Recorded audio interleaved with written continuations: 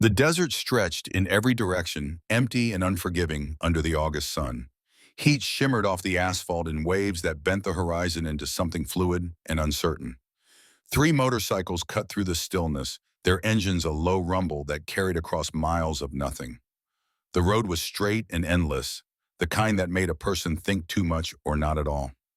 Margaret Torres, aggy to anyone who'd earned the right, kept her eyes on the white line ahead and tried not to think about what the cardiologist had said yesterday.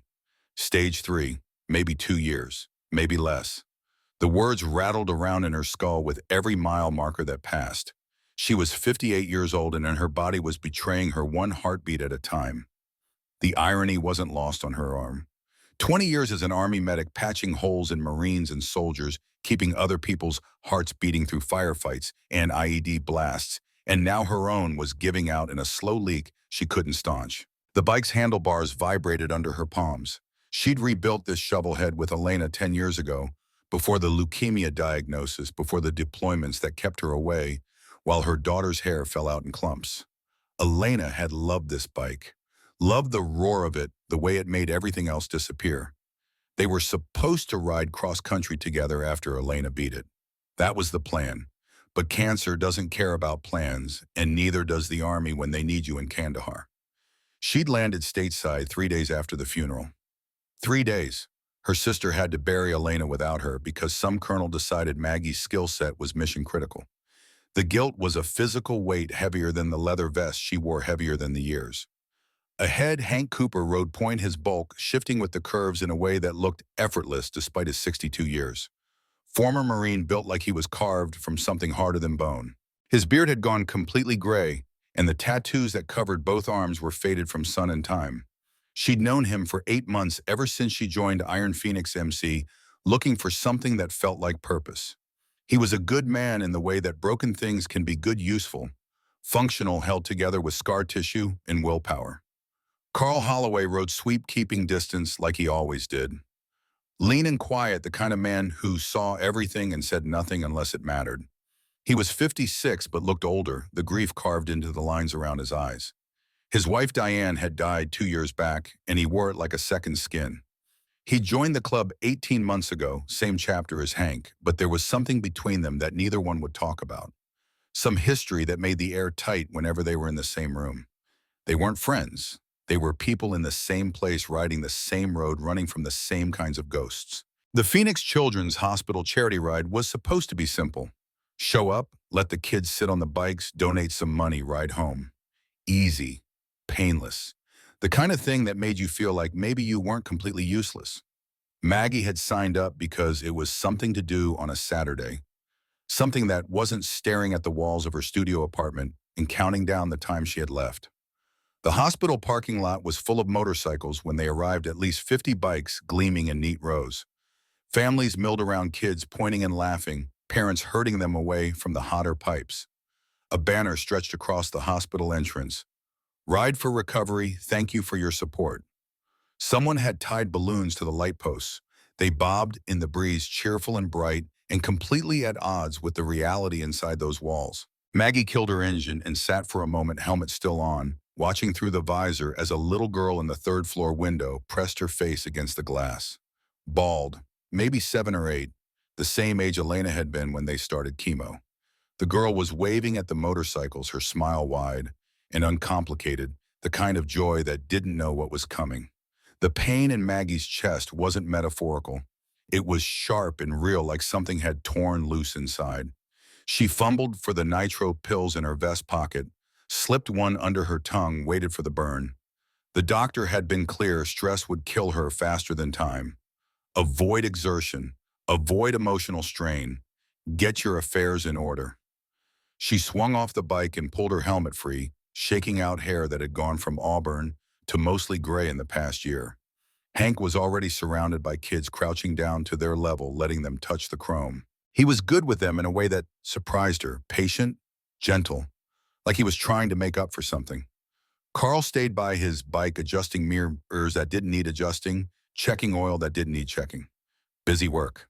The kind of thing you did when you wanted to look occupied so no one would try to talk to you. A hospital volunteer approached him anyway, clipboard in hand, trying to engage. He gave her 3 words and went back to his mirrors.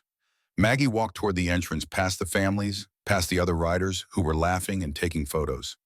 Inside, the hospital smelled like antiseptic and fear, that particular combination that takes you right back to every bad moment you've ever had in a place like this.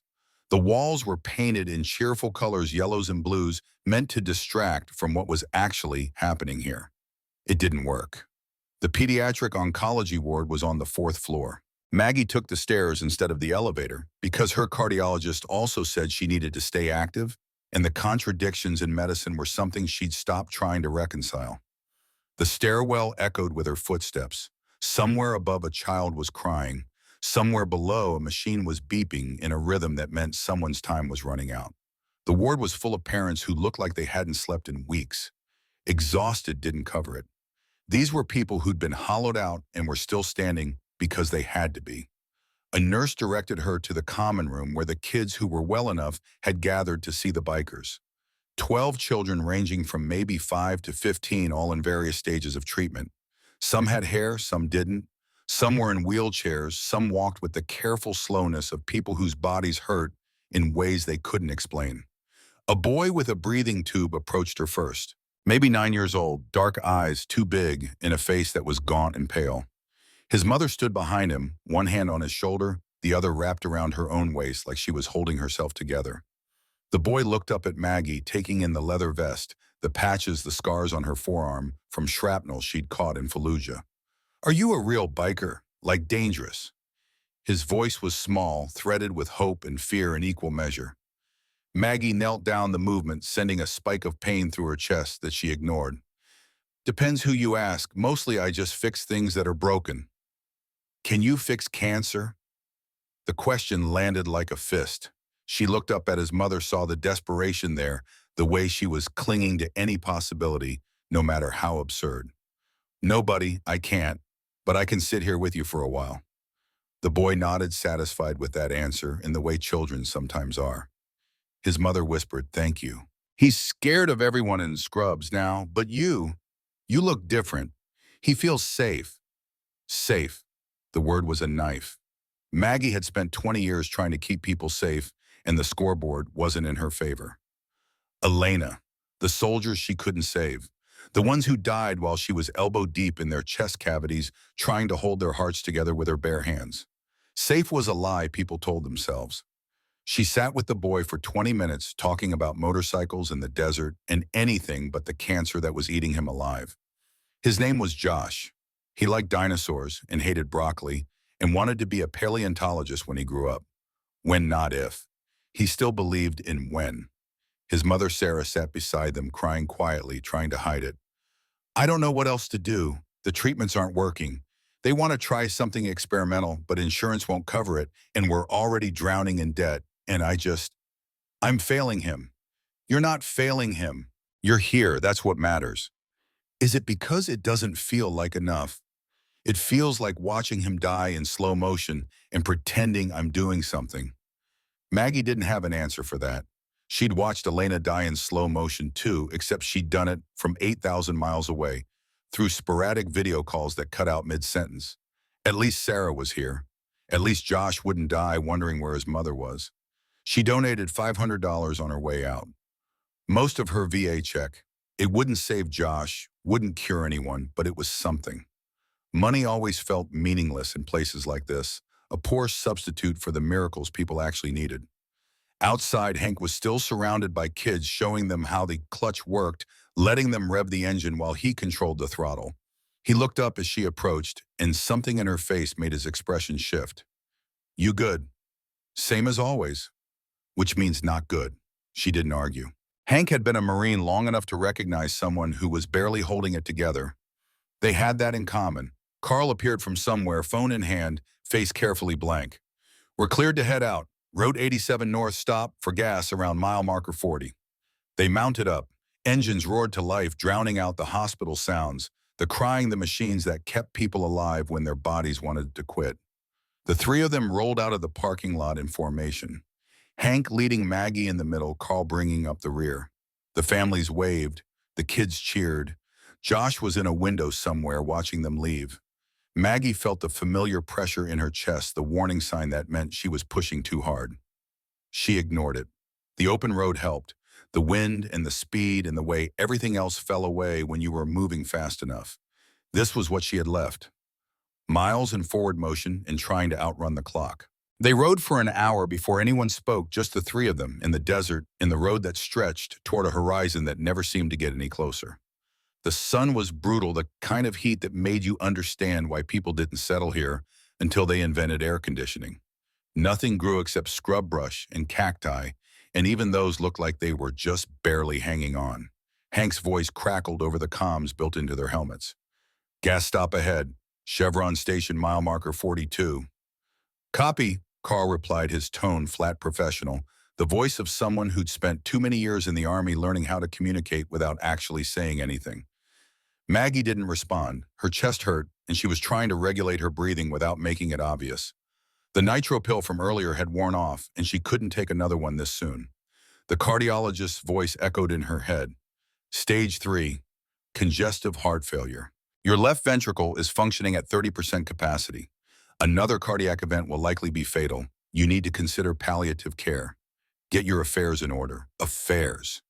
Like she had anything to get in order. A studio apartment full of Elena's things that she couldn't bring herself to sort through.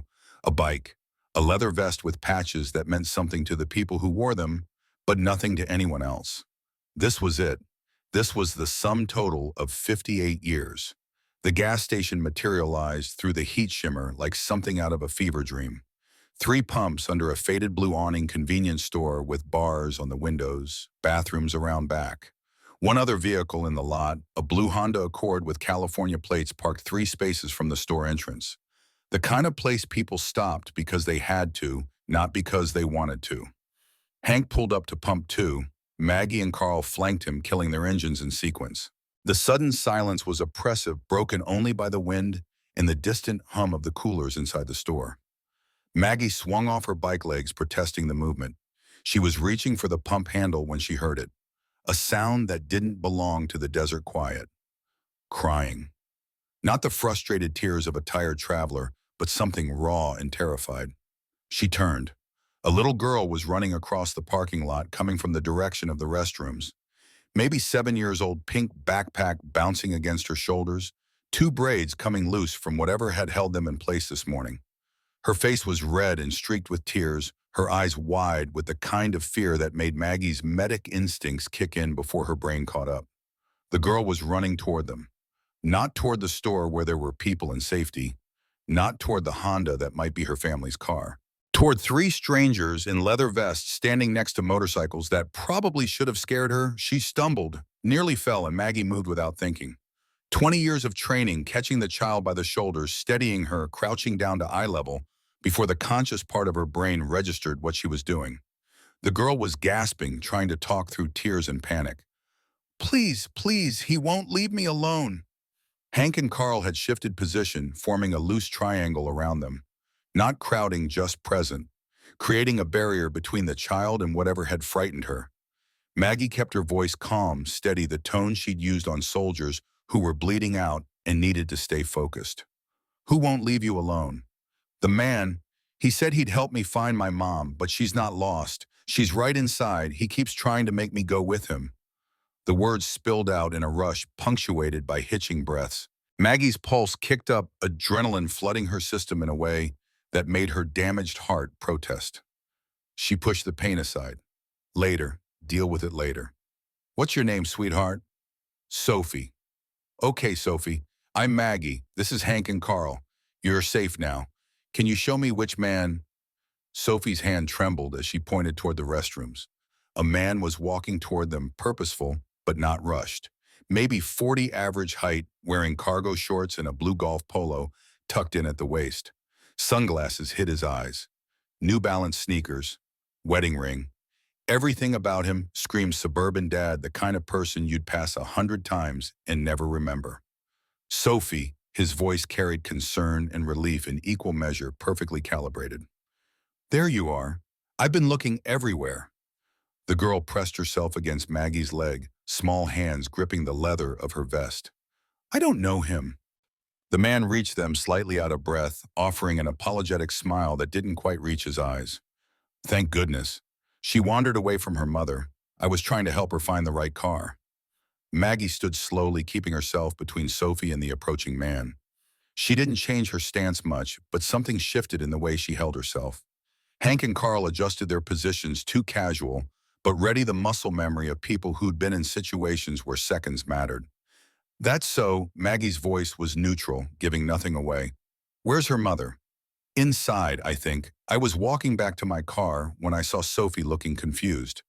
He reached out a hand toward the girl, and Maggie felt Sophie flinch against her leg. Come on, sweetie. Let's get you back to your mom. Carl spoke for the first time, his voice quiet but carrying an edge like a blade just barely hidden. Sophie says her mom's inside, says she's not lost. The man's smile tightened, just a fraction gone so fast Maggie almost missed it. Well, kids get confused. She was clearly upset when I found her. I wasn't confused. Sophie's voice was small, but firm, the kind of conviction children have before the world teaches them to doubt themselves. I went to the bathroom, and when I came out, he was there. He said my mom was in the wrong car and I should come with him to find her, but I know which car is ours. Maggie tilted her head, slightly studying the man. She'd interrogated enough detainees in Iraq to recognize someone working a script. The too calm voice, the rehearsed explanations, the way his eyes kept flicking between the three of them, calculating odds. Why didn't you just point her toward the store if you thought her mom was inside? I did. She didn't want to go. He didn't, Sophie interrupted. He kept trying to make me walk to the parking lot, the far end, where there's no cars. The temperature seemed to drop despite the desert heat. Maggie felt it in her bones, the shift from concern to certainty. This was wrong. Everything about this was wrong. The man's tone shifted, irritation bleeding through the concern. Look, I don't know what she's told you, but I'm trying to help. Kids make up stories when they're scared. Didn't make anything up. Sophie looked up at Maggie, her eyes pleading for belief. My mom's name is Dr. Sarah Chen.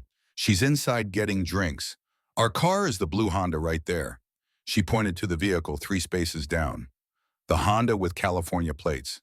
The only other car in the lot besides the man's vehicle, which Maggie now noticed, was parked at the far end near the restrooms, away from the pumps, away from the cameras that were probably mounted above the store entrance. Hank's voice rumbled from somewhere behind her.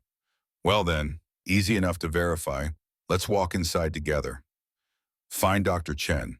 The man's jaw tightened, a muscle jumping beneath the skin. I don't appreciate being accused of something. Nobody's accusing you of anything. Maggie kept her voice even reasonable.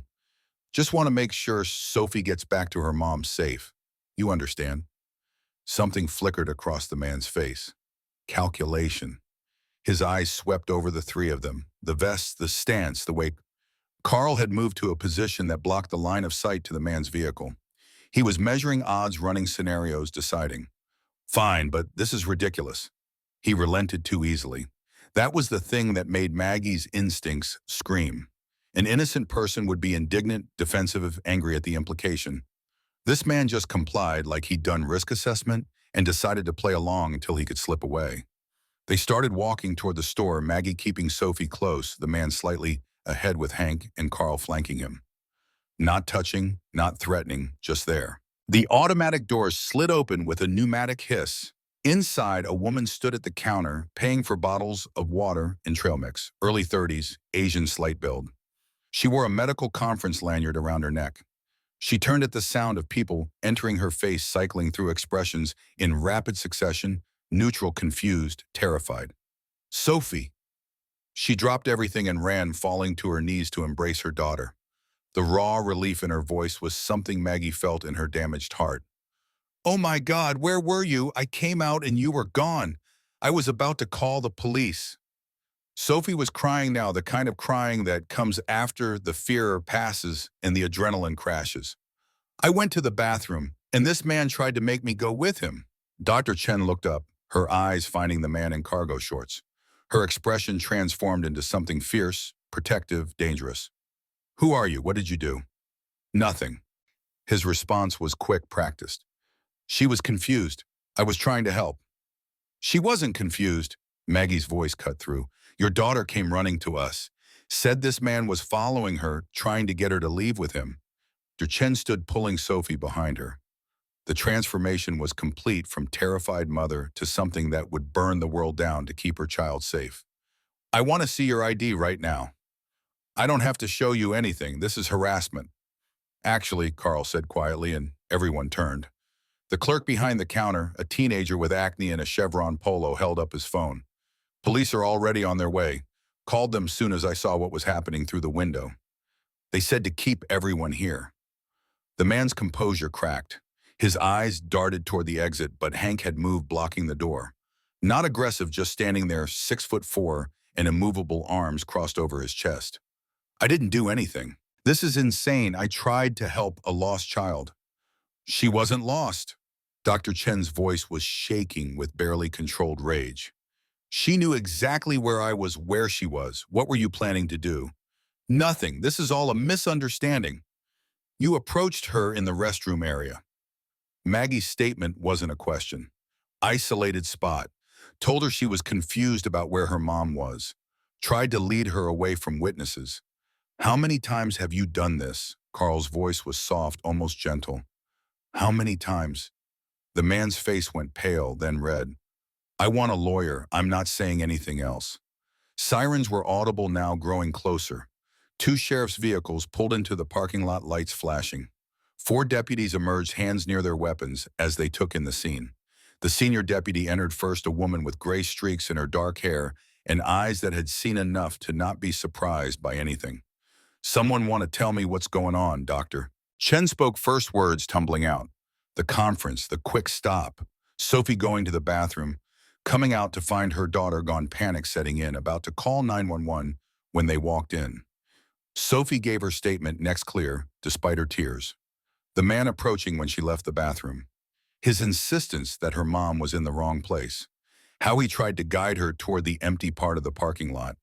How she'd pulled away and run, seeing the bikers and something telling her they'd help. The bikers gave their accounts straightforward and factual. Times, positions, what Sophie had said, what the man had said. No embellishment, just the facts. The man in cargo shorts refused to speak beyond repeating his request for a lawyer. The deputy nodded slowly, her expression hardening. That's your right. She turned to her partner. Run his ID and I want to search his vehicle. You need a warrant. Actually, the deputy's voice could have frozen fire. I have probable cause. Attempted abduction of a minor, multiple witnesses. She looked at him hard. You can cooperate or we can do this the difficult way. Your choice. 20 minutes later, they found it, in the trunk of his silver Nissan Altima, hidden under the spare tire. Zip ties, industrial strength, still in the package. Duct tape, 3 rolls. Prepaid phones, 4 burners, still sealed. Children's clothing in sizes ranging from 4 to 10, both girls and boys.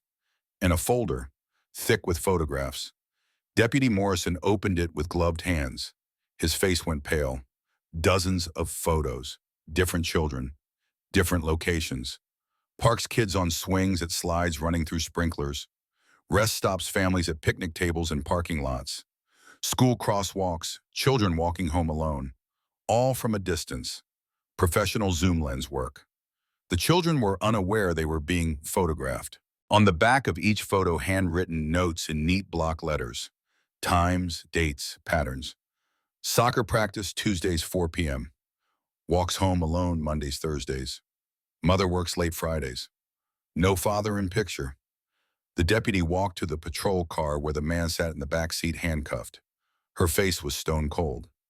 Robert William Patterson, you're under arrest for attempted kidnapping, possession of materials intended for use in a felony, and multiple counts we're still figuring out. She read him his rights in a voice that could have shattered glass. Dr. Chen held Sophie close, rocking slightly, tears streaming down both their faces. She whispered to Maggie, if you hadn't been here, if she hadn't found you. Her voice broke. She couldn't finish the thought. Didn't need to. She's a smart kid. She trusted her instincts. But she ran to you.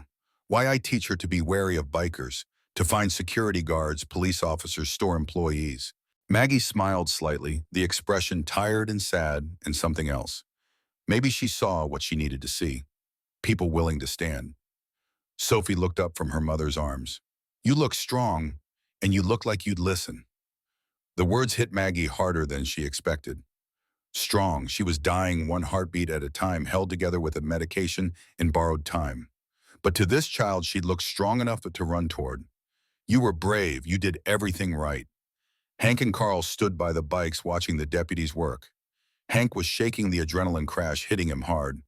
Carl handed him water without a word. They didn't speak. The weight of what had almost happened sat heavy between them. Another vehicle pulled in 40 minutes later. An unmarked sedan, county plates. A man got out, 50s, graying hair, rumpled suit. He carried himself like someone who'd seen too much for too long and kept showing up anyway. A detective's badge on his belt. His eyes were the kind of tired that sleep doesn't fix. He introduced himself as Detective James Hartley, County Major Crimes. He spent 20 minutes examining Patterson's vehicle, taking photos, making notes. When he finally approached the bikers, his expression was grim. We've been tracking reports. His voice was quiet, meant for just them. Missing children along this corridor. Different jurisdictions, different timelines. Nobody connected them until now. He looked toward the patrol car where Patterson sat. You might have just broken open a case we've been chasing for 18 months. Carl spoke first. The photos. Those other kids. Hartley nodded. We're working on identifying them, seeing if any match our missing persons reports. He paused, the weight of something unsaid hanging in the air. If Sophie hadn't run, if you hadn't listened. He didn't finish, didn't need to. The sun was starting its descent toward the horizon, painting the desert in shades of amber and rose. Dr. Chen approached them one final time, Sophie at her side, holding her mother's hand tightly. I want you to know, Dr. Chen's voice was steady, controlled the voice of someone who'd spent years in medical school learning how to deliver bad news. I teach my daughter to be careful around strangers, to find security guards, police officers, store employees if she needs help. She smiled through her tears. I never thought to tell her to look for bikers. Hank's voice was gentle, softer than his appearance suggested. Maybe there's a lesson in that. Heroes don't always look like what you expect. Sophie stepped forward, pulling something from her backpack. A drawing done in crayon on notebook paper that was crumpled from being carried around. 3 motorcycles, 3 figures, rendered in simple lines and bright colors. One small girl between them. Above it, in careful letters that showed her tongue had probably been sticking out in concentration. My heroes today. Maggie took it, studying the details. Sophie had drawn her with red hair, even though it was mostly gray now. Had drawn Hank with his beard and Carl with his glasses. Simple, honest. The way children see the world before it teaches them to complicate things. This is beautiful, Sophie. Thank you. Will I ever see you again? The question was innocent, hopeful, the kind that cut deeper than knives. Maggie thought about her failing heart, about the time she probably didn't have, about how roads crossed and diverged, and most people you met you never saw again. Roads are long, they cross more than you'd think. But even if they don't, you remember something from me, okay? You trusted yourself today. You knew something was wrong and you acted. That's the most important thing anyone can do. Carl added quietly, you're already braver than most adults. They mounted their bikes as the last of the police work wrapped up. Patterson was being transported to county jail. The evidence was being cataloged and photographed. Sophie and Dr. Chen would give final statements at the station. The machinery of justice grinding into motion. The engines rumbled to life, a sound that meant freedom and purpose in equal measure. Where to now? Hank's voice crackled over the comms. Maggie looked at the highway stretching north, the endless ribbon of asphalt disappearing into the distance. She thought about Josh in the hospital, about Elena in the ground, about all the time that had run out while she wasn't paying attention. She thought about Sophie's drawing folded in her vest pocket, 3 heroes who were just 3 people who'd been in the right place and refused to look away. Home, but we take the long way. They rode through the twilight, 3 shadows against the darkening sky.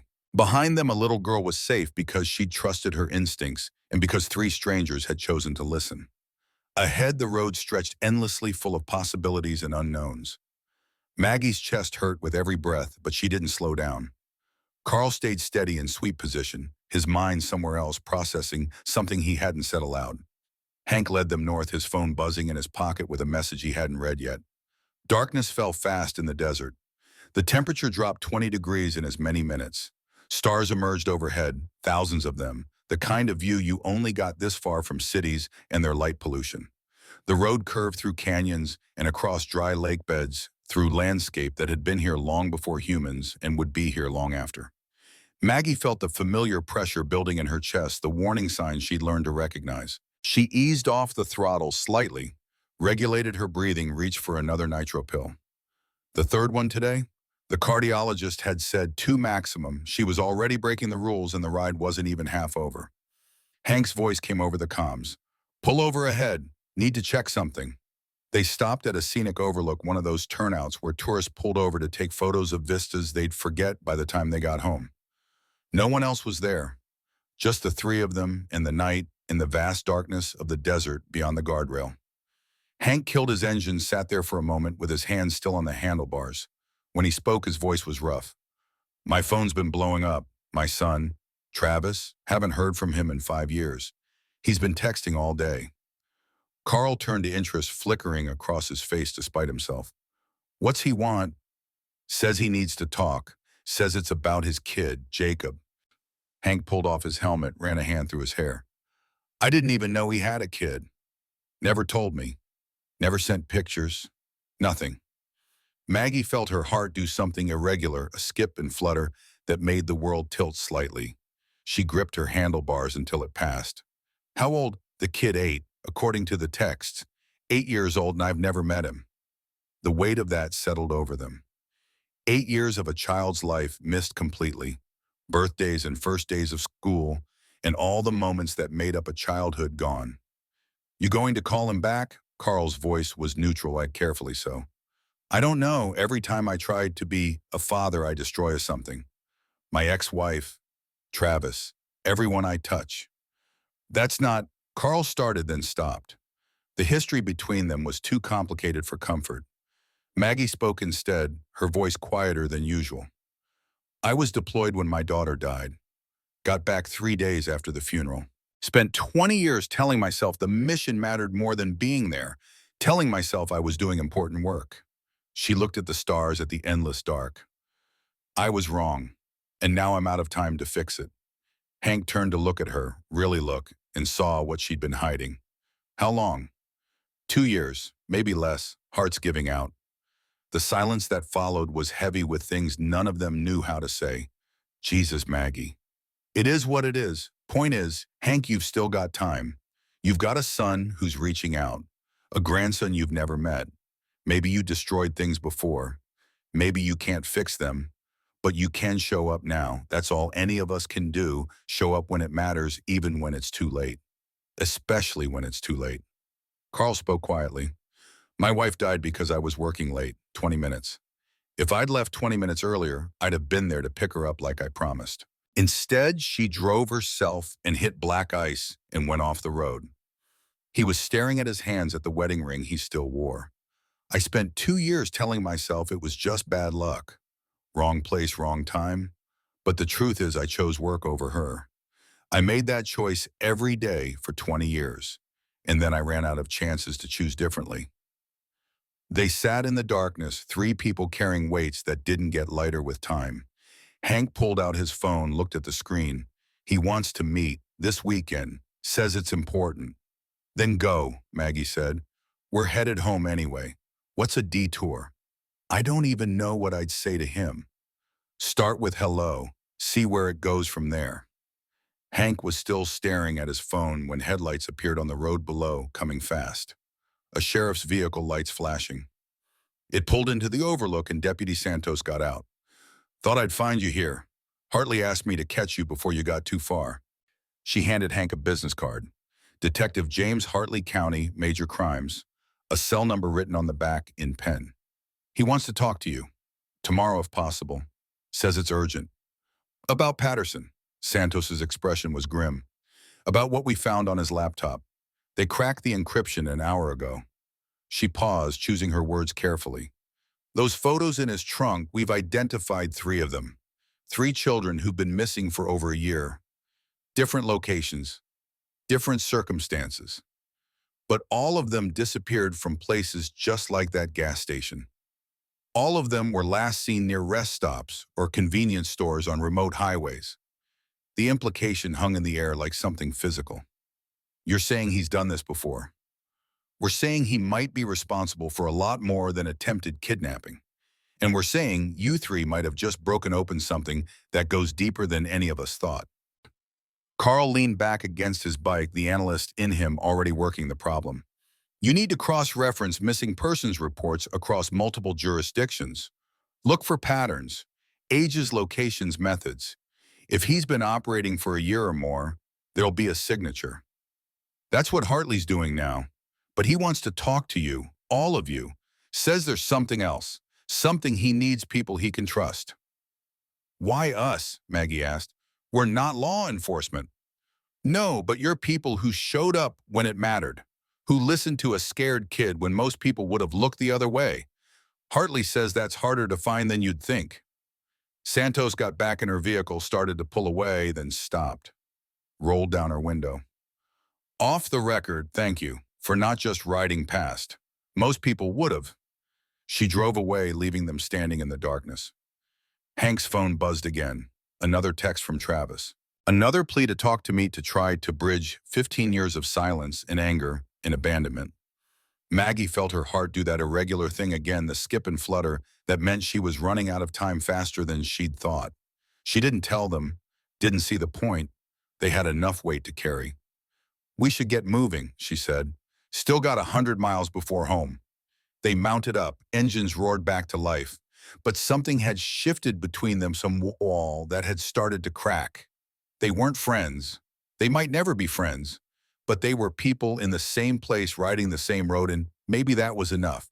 The miles unwound beneath them. Maggie counted heartbeats instead of mile markers, each one a gift she hadn't earned. Hank kept checking his phone at every stop sign, reading and rereading his son's messages. Carl rode in silence, but the silence was different now, less about walls and more about thinking. They reached the Iron Phoenix clubhouse just after midnight. A converted barn on the outskirts of Flagstaff surrounded by pines that made the air smell clean and sharp. Home, or as close as any of them had to one. Inside, a few members were still up watching late-night TV and drinking beer. They looked up as the three of them entered. How was Phoenix? Hank set his helmet on the bar, his movements heavy with exhaustion. Long, we'll fill you in tomorrow. But before they could head to their bunks, the TV news switched to a breaking story. A reporter standing outside a county jail, microphone in hand, serious expression. Robert William Patterson, arrested today in Gila County on charges of attempted child abduction, is now facing additional charges as investigators examine evidence found in his vehicle. Sources close to the investigation say Patterson may be connected to multiple missing children cases across Arizona and New Mexico. We'll have more on this developing story as information becomes available. The room went quiet. Everyone looked at Hank, Maggie, and Carl. That the guy from the gas station? Yeah, Maggie said. That's him. One of the members, a woman called Wraith, who'd been with the club for 20 years, stood up. You three need anything? Sleep, Hank replied. We need sleep. But sleep didn't come easy. Maggie lay in her bunk, staring at the ceiling, feeling her heart do irregular things in her chest. She'd spent the day saving a child, and it might have cost her whatever time she had left. Worth it. Had to be worth it. What was the point of time if you didn't spend it on things that mattered? In the bunk room next door, Hank sat on the edge of his bed, phone in hand, thumb hovering over Travis's number. Call or don't call, bridge the gap or leave it broken. Either way, there'd be consequences. Either way, someone got hurt. He pressed call. It rang 4 times. Then Travis's voice shaking, Dad. Yeah, it's me. Travis was crying. Hank could hear it in his breathing and the way his words caught. Sophie, oh God, Dad. Sophie was almost taken today. Sarah just called me. She said you were there. You saved her. Hank felt something in his chest crack open. I didn't know you had a daughter. You never told me. I know, I'm sorry. I kept her from you because I was angry, because I blamed you for everything, because I thought you'd hurt her the way you hurt me. Travis was full on sobbing now. And instead you saved her. You were there when I wasn't. You kept her safe. Travis. No, let me finish. Please, I need to say this. He took a shuddering breath. I hate you. I've hated you for 15 years. For choosing the core over mom. For being gone all the time. For coming back broken and angry and making everything about your pain. But today you were exactly where you needed to be. And I don't know what that means. I don't know how to feel about any of it. Hank's voice was rough when he finally spoke. I failed you. I know that. Failed your mother. Failed myself. I don't expect forgiveness. Don't deserve it. But I need you to know whatever I did wrong, however I hurt you, it was never because I didn't love you. I just didn't know how to be a father and a Marine at the same time. And when I had to choose, I chose wrong. You chose the mission. Every time. Yeah, I did. And I lost you because of it. Lost everything that mattered. Silence on the line. Then Travis quieter now. There's something else. Something I need to tell you about Sophie. What about her? Her last name, it's not Cooper. Sarah's ex-husband, he adopted her legally when we got divorced. Changed her name to his. Holloway. Sophie Holloway. Hank felt the ground shift beneath him. Holloway. Yeah, Richard Holloway. Why does that mean something? It meant everything. It meant the universe had a sick sense of humor. It meant his granddaughter carried the name of the family whose son he'd gotten killed in Fallujah. Dad, you still there? Yeah, I'm here. Hank's voice was barely above a whisper. We need to talk in person. This weekend, like you said. Okay, yeah, I'll text you the address. They hung up. Hank sat in the darkness, the phone still pressed to his ear, trying to process what he'd just learned. Sophie Holloway, his granddaughter, carrying the name of Marcus Holloway, the Marine who died following Hank's orders. Carl's brother. In the next room over, Carl couldn't sleep either. He was thinking about Diane, about the empty passenger seat, about 20 minutes that had defined the rest of his life. But he was also thinking about what Santos had said, about how they'd broken open a case that might have answers to questions he hadn't known to ask. His phone buzzed, a text from an unknown number. This is Detective Hartley. Need to meet tomorrow, 10 a.m. Silver City Diner. Come alone or bring your crew. Either way, I need people I can trust. This is bigger than Patterson. Carl shows the text to Maggie and Hank in the morning. They read it in silence, passing the phone between them. He said, come alone or bring the crew, Carl noted. He's giving us an out. Do we want an out? Maggie asked. Hank looked at both of them, these people he barely knew. These strangers who'd become something like teammates in the space of a single day. Yesterday, we stopped a predator from taking a child. That's good. That matters. But if there are more kids out there, then we keep going, Maggie finished, until we can't anymore. You're dying, Carl said bluntly. You collapsed yesterday. You're in no condition. I'm dying anyway. Might as well die doing something that matters. Carl turned to Hank. And you've got a son reaching out after 15 years. A grandson you've never met. You really want to spend what might be your last chance at reconciliation chasing monsters? Hank thought about Sophie's face, about her running toward them instead of away, about how close she'd come to being another name on a missing persons report, about all the things he'd failed at in his life and the few things he'd gotten right. My son said I always chose the mission. He was right. This time, maybe the mission and the right thing are the same. Maybe I can do both. Or maybe you'll fail at both, Carl said, but there was no heat in it, just acknowledgement of possibility. Maybe, but I'm done failing by doing nothing. They loaded their bikes at dawn. The ride to Silver City was 200 miles through high desert and mountain passes. They had 6 hours to decide if they were really doing this, 6 hours to talk themselves out of it or commit. They rode in formation, same as yesterday, but the silence between them was different now. Less about distance, more about contemplation. Maggie counted her heartbeats and wondered how many she had left. Hank thought about his son and his granddaughter, and the name Holloway, and what it all meant. Carl ran scenarios in his head, patterns and possibilities, the analyst's mind never resting. Silver City appeared through the morning haze. A town that had seen better days, mining operations shut down tourist trade, barely keeping it alive. The diner where Hartley wanted to meet was called Mabel's Kitchen, a place that looked like it had been serving the same menu since 1962. Hartley was waiting in a back booth, 3 cold cups of coffee in front of him. He looked like he hadn't slept. Maybe hadn't in days. They slid into the booth across from him. Didn't order, just waited. Hartley opened his laptop, turned it so they could see the screen. A map with red dots scattered across Arizona and New Mexico. 11 locations, each one a missing child. Ages 6 to 11. Last seen at rest stops, gas stations, parks along remote highways. Patterson kept detailed records. Encrypted, but the FBI's cyber team cracked them at 3 a.m. He's been operating for 18 months minimum. These are the children we know about. We think there are more. He swiped to the next screen. Photos, children's faces, school pictures, family snapshots, the kind of photos that ended up on milk cartons and missing persons flyers. 3 of Patterson's surveillance photos matched 3 of these missing children. Same kids, photos taken weeks before they disappeared. Maggie felt sick. You're saying he stalked them, planned it. We're saying he's methodical, patient, and he wasn't working alone. Hartley pulled up another file. Financial records, bank transfers, coded communications. Patterson has payments going to 2 other accounts. Regular deposits always after his surveillance trips. We're tracking those accounts now, but it's going to take time.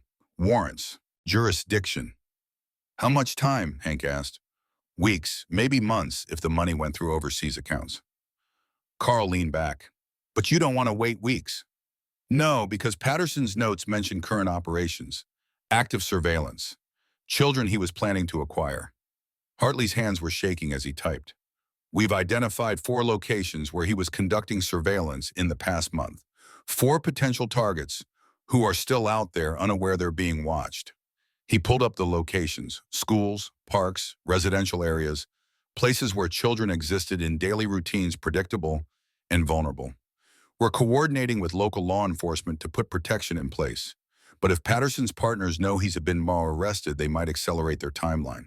Grab these kids before we can stop them. Or they might vanish, go to ground, start over somewhere else. Maggie understood what he wasn't saying. You need people who can move fast, who can get eyes on these locations without tipping off the partners. I need people who give a damn, who'll do what needs to be done, rules or no rules. We're not cops, Carl said. We're not qualified for this. No, but yesterday you saved a child because you paid attention and refused to look away. That's rarer than you think. That's what I need. Hank spoke quietly. What exactly are you asking us to do? Hartley looked at each of them in turn. I'm asking you to be in the right place at the right time, to watch when no one else is watching, to act when action matters. He closed his laptop. I'm asking you to help me find the children Patterson took and stop him from taking any more. The decision wasn't made with words. Maggie looked at Hank. Hank looked at Carl, and something passed between them that didn't need articulation. Hartley saw it, recognized the shift from consideration to commitment. Tell us what you need. Oh, Hartley pulled out paper maps, the old-fashioned kind that predated GPS, marked with handwritten notes and coordinates. Patterson's files referenced 3 sites, not surveillance locations holding locations, places he kept children after acquisition before moving them to permanent buyers. He spread the maps across the diner table. Red circles marked remote areas far from main highways, far from help. First site is a ranch 40 miles into the desert southwest of here. Property records show it's owned by a shell company.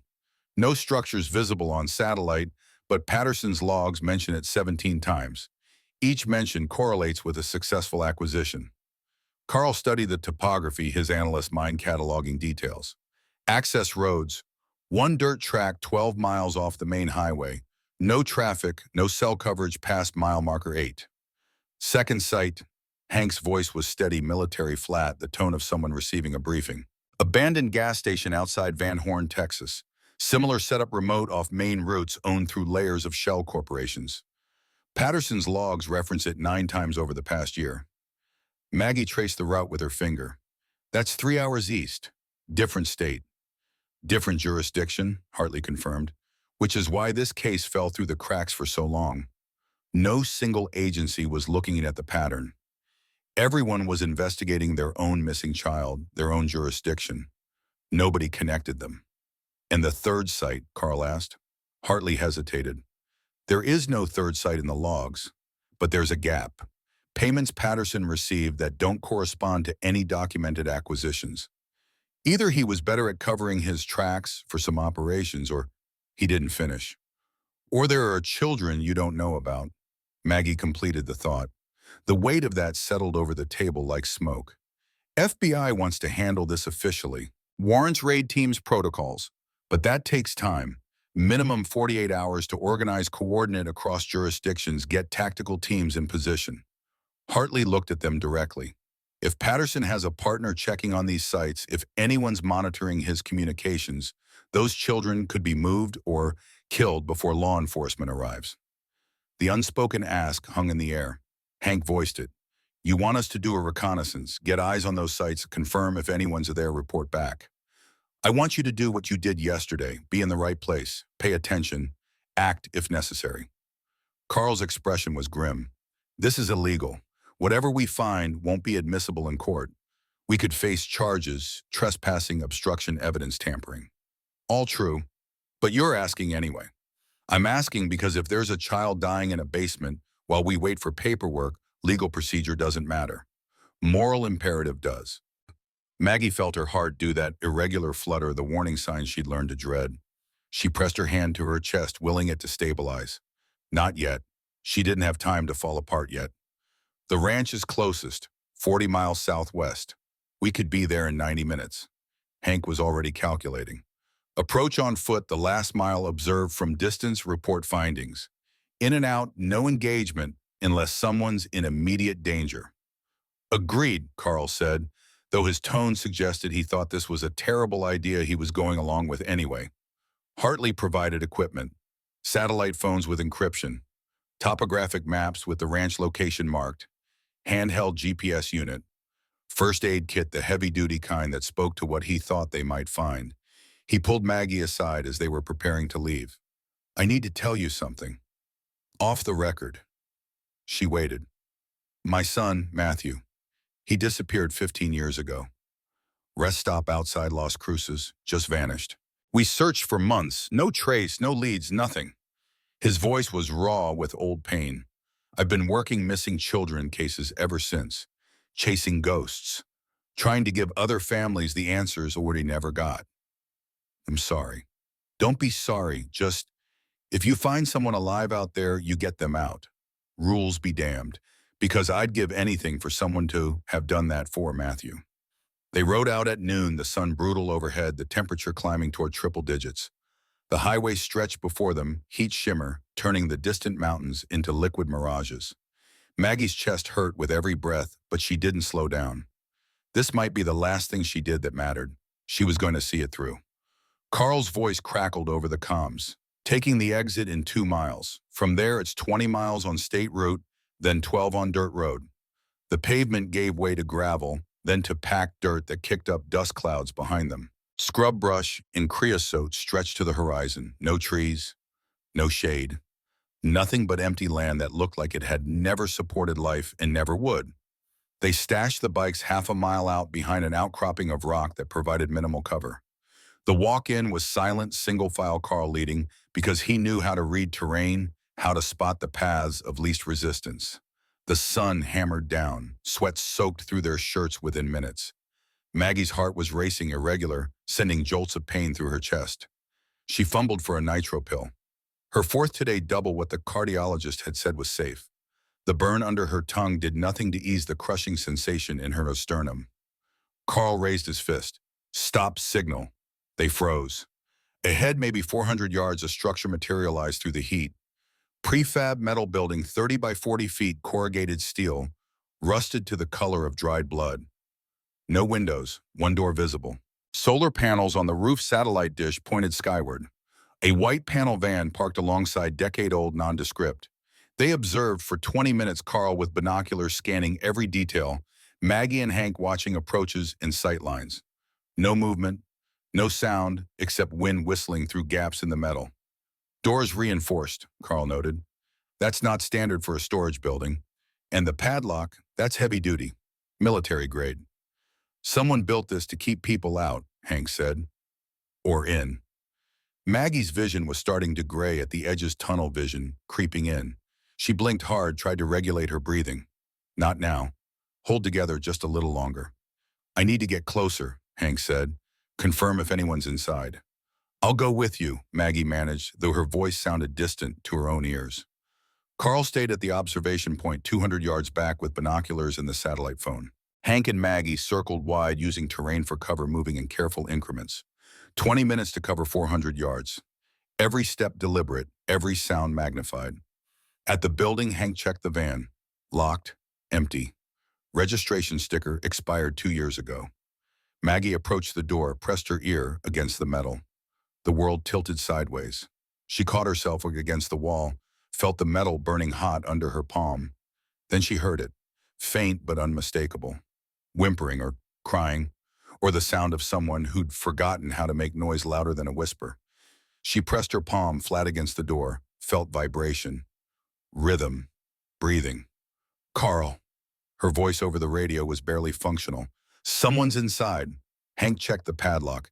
It was hanging open, just looped through the hasp. Not locked. Either someone left in a hurry or it was a trap. Could be a trap, Hank echoed her thought. Only one way to know. They opened the door slowly. Hinges screamed, sunlight cut into darkness. The smell that rolled out was overwhelming human waste, fear, decay, desperation. Inside, chain link fencing divided the space into cages. 3 separate enclosures, each 8 by 8 feet. 2 were empty stained mattresses and empty water bottles, the only evidence of occupation. The third cage held a child. Girl maybe 10 years old, huddled in the corner. Filthy, emaciated, one ankle chained to the fence. When the light hit her, she didn't scream. She just stared with eyes that had seen too much and broken from it. Maggie's heart gave out. The pain was sudden and complete, like someone had reached into her chest and squeezed. Her vision went white, then black. Her knees buckled. She was falling the ground, rushing up to meet her, and somewhere distant, she heard Hank calling her name. Then nothing. Carl was running before his conscious mind registered what was happening, covering 200 yards in under a minute, satellite phone already dialing emergency services. He crashed through the door to find Hank performing chest compressions on Maggie's still form, counting under his breath, 30 compressions, then 2 rescue breaths. The rhythm of CPR burned into muscle memory from Marine Corps training. The girl in the cage watched with dead eyes. Carl dropped beside them, checked Maggie's pulse. Nothing. He took over compressions while Hank handled breathing. Come on, Maggie. Don't you fucking quit. 1 minute, 2 minutes, 3 minutes without a pulse. Brain damage started at 4 minutes. Death shortly after. Carl felt a rib crack under his hands and kept going. Another. Ribs could heal. Dead was permanent. 4 minutes. Her lips were blue. Her skin was gray. At 4 minutes 30 seconds, she gasped. Her back arched. Her eyes flew open, unfocused and wild. Stay down, Hank commanded. Don't move. Helicopter's on the way. But Maggie was already trying to sit up, her voice a rasp. The girl. Get the girl. We've got her, Carl said, though they didn't, not yet, the child still chained in the cage watching them, like they might be another nightmare in a long series of nightmares. The sound of rotor blades grew audible, distant, but approaching fast.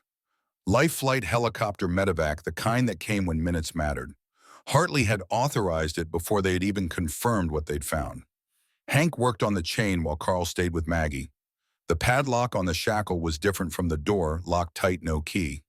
Hank searched the building, found a toolbox, found bolt cutters. It took 8 minutes of sawing through hardened steel, 8 minutes of the girl watching him with eyes that expected pain, expected betrayal, expected nothing good. When the chain broke, she didn't move. Didn't understand she was free, or didn't believe it, or couldn't process the concept anymore. Hank wrapped her in his jacket, lifted her like she weighed nothing. She probably weighed 60 pounds. Should have weighed 80. She was dying slowly from neglect and would have died completely in another few days. The helicopter landed in a clearing 200 yards away, dust storm from the rotors turning the world into brown chaos. 2 paramedics rushed out with a stretcher for Maggie, but she refused. Her first, pointing at the girl in Hank's arms. She's been here longer. The female paramedic, Rosa, 40-something, veteran eyes, took the girl, gently started assessing vitals. severe dehydration, malnutrition, exposure, possible sepsis from infected wounds. She looked at Hank. You got here just in time. Maybe. They loaded both of them into the helicopter, Maggie on one stretcher, the girl on another. Rosa worked on the girl while her partner handled Maggie's IV line and cardiac monitoring. You were clinically dead for 3 minutes, the paramedic told Maggie. You need surgery. You need ICU. You need to stop whatever the hell you're doing that puts you in cardiac arrest. I need to know she lives, Maggie replied, looking at the girl who was staring at nothing broken in ways that might never heal. The helicopter lifted off, banking east toward El Paso. Hank and Carl stood in the rotor wash, watching it disappear into the bright sky. She's going to die doing this, Carl said. Yeah, probably. And we're going to let her. It's what she wants, what she needs. You going to tell a dying woman she can't spend her last days the way she chooses? Carl had no answer for that. They returned to the building because evidence needed to be documented before FBI arrived. Carl photographed everything with his phone, the cages, the chains, the conditions. Hank searched more thoroughly, found what they'd missed in the chaos. A laptop locked, children's clothing in multiple sizes, food supplies and water bottles enough to keep someone alive for weeks, and photographs tacked to a wall like trophies. 14 different children in various stages of captivity, different faces, different times, all with the same dead eyes. Hank counted them twice, hoping he'd miscounted. 14. The girl they'd just pulled out made 15. One photo stood out, a boy, 9 or 10, dark hair, gap-toothed smile. Someone had made him smile for the camera, and the cruelty of that was worse than the captivity. Hank stared at that face, trying to place why it looked familiar. His phone had signal here barely, a text from Travis with a photo attachment. This is Sophie. Thought you should have a picture of your granddaughter. The photo loaded slowly. A little girl in a school photo, same age as the one they'd just rescued, smiling with missing front teeth, wearing a dress that was probably her favorite. Sophie Holloway. Hank looked between his phone and the photographs on the wall. Different girls, but the same age, the same vulnerability. His granddaughter had been hours away from becoming one of those photos. Hours away from this cage and that dead-eyed stare. He felt something break inside him that had been holding together through will alone. Carl found him sitting outside the building, head in his hands shaking. Not crying, Marines didn't cry, but something close to it. FBI's 30 minutes out. We should secure the perimeter. Hank didn't move. This is Fallujah again, he said finally. Different country, different circumstances, same result. I made a decision, someone dies. I decided to come here first instead of Van Horn. What if there's a child in Van Horn right now dying because we chose wrong? Carl sat beside him in the dust. Fallujah wasn't your fault. The hell it wasn't. I called in those coordinates. 11 men died. Marcus died. Carl's voice was quiet. My brother, he was one of those 11 men. Hank turned to look at him, really look at him for the first time since they'd met. I know. That's why you hate me. I did hate you. For 15 years, I blamed you for taking my brother, for making the wrong call, for surviving when he didn't. Carl picked up a handful of dirt, let it sift through his fingers. But Diane's death taught me something. Sometimes there is no right call. Sometimes you choose and people die, and it's not because you're bad at your bar or careless or evil. It's just chaos, circumstance. Wrong place, wrong time, wrong coordinates fed through a system that was already broken. That's supposed to make me feel better. No, it's supposed to make you understand that carrying guilt doesn't honor the dead. Acting does. We found a child today. Saved her life. That matters. And if there's another child in Van Horn dying right now, then we go to Van Horn next and we save them too. Or we try. That's all we can do, keep trying. FBI arrived with Hartley in the lead vehicle. Crime scene investigators fanned out, documenting everything with the thoroughness of people who knew this evidence had to be bulletproof. Hartley examined the photographs on the wall, his face going gray. We'll run these through missing persons databases, see how many we can identify. He pulled down one photo carefully, hands gloved. This boy, I know this face. Carl moved closer. You've seen him before. Brandon Orozco, disappeared 14 months ago from a park in Alamogordo. Family's been searching ever since. If this photo is recent, He didn't finish. It means he might still be alive, Hank said. It means Patterson's operation is bigger than we thought. 14 photographs. We've only identified 3 missing children so far. Where are the other 11? The laptop was sent to FBI cyber forensics. The photographs were cataloged and cross-referenced. The building was processed inch by inch, and slowly a picture emerged that was worse than anyone had imagined. Hartley's phone rang 90 minutes into the processing. He listened, his expression transforming from grim to something like desperate hope. They cracked the laptop. Patterson kept meticulous records, dates, locations, methods, and current operational sites. He looked at Hank and Carl. There are 2 more locations, both referenced in the past month, both marked as occupied. Occupied as in there are children there right now, or were as of Patterson's last entry 3 days ago. Carl was already pulling up maps on his phone, where one near Nogales, Arizona, one outside Van Horn, Texas. Hartley showed them the coordinates. FBI is mobilizing teams for both locations, but they're remote. It'll take hours to get tactical units in position. Maybe longer. How much longer? 6 hours minimum for Nogales, 8 for Van Horn. Hank looked at Carl. Carl looked at the sky where the helicopter had disappeared carrying Maggie and the girl they'd found. Van Horn is 3 hours from here if we ride hard, Hank said. FBI won't authorize you. We're not asking for authorization. We're asking for coordinates. You can approve or deny, but we're going either way. Hartley made a decision that would probably end his career or define it no middle ground. He sent them the coordinates, detailed satellite imagery, approach routes. If you go, you don't engage. You observe and report. Let FBI handle extraction. And if someone's dying while we observe, then you do what you did today, what you have to do. They rode east as the sun started its descent, the temperature dropping from unbearable to merely oppressive. The miles unwound at 80, then 90, then faster than was safe on roads this empty. They rotated lead position, Hank navigating while Carl monitored FBI tactical net over the encrypted radio Hartley had provided. The chatter was constant. Teams mobilizing jurisdictions, coordinating negotiators being briefed, the machinery of law enforcement grinding forward with bureaucratic inevitability. But slow, too slow. Carl's radio crackled with Hartley's voice. Nogales site is empty. Structures there, but no current occupants. Van Horn is now primary target. Hank keyed his mic. We're 90 minutes from Van Horn. What's your ETA? FBI tactical is 6 hours out. Local sheriff's department is responding, but they're not equipped for potential hostage situation. So we get there first. Looks that way. Intel from Patterson's logs says he was holding 2 subjects at Van Horn location. Brothers ages 9 and 11, taken 6 days ago from a rest stop near Fort Stockton. 6 days.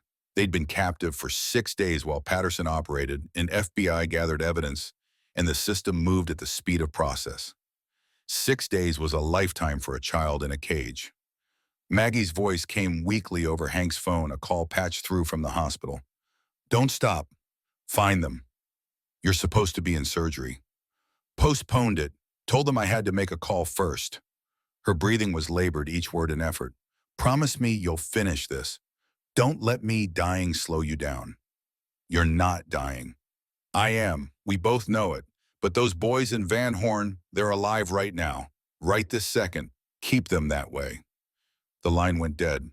They rode through dusk headlights, cutting through the gathering dark. Van Horn appeared as scattered lights in the distance, a town that existed because the interstate ran through it, and not for any other reason.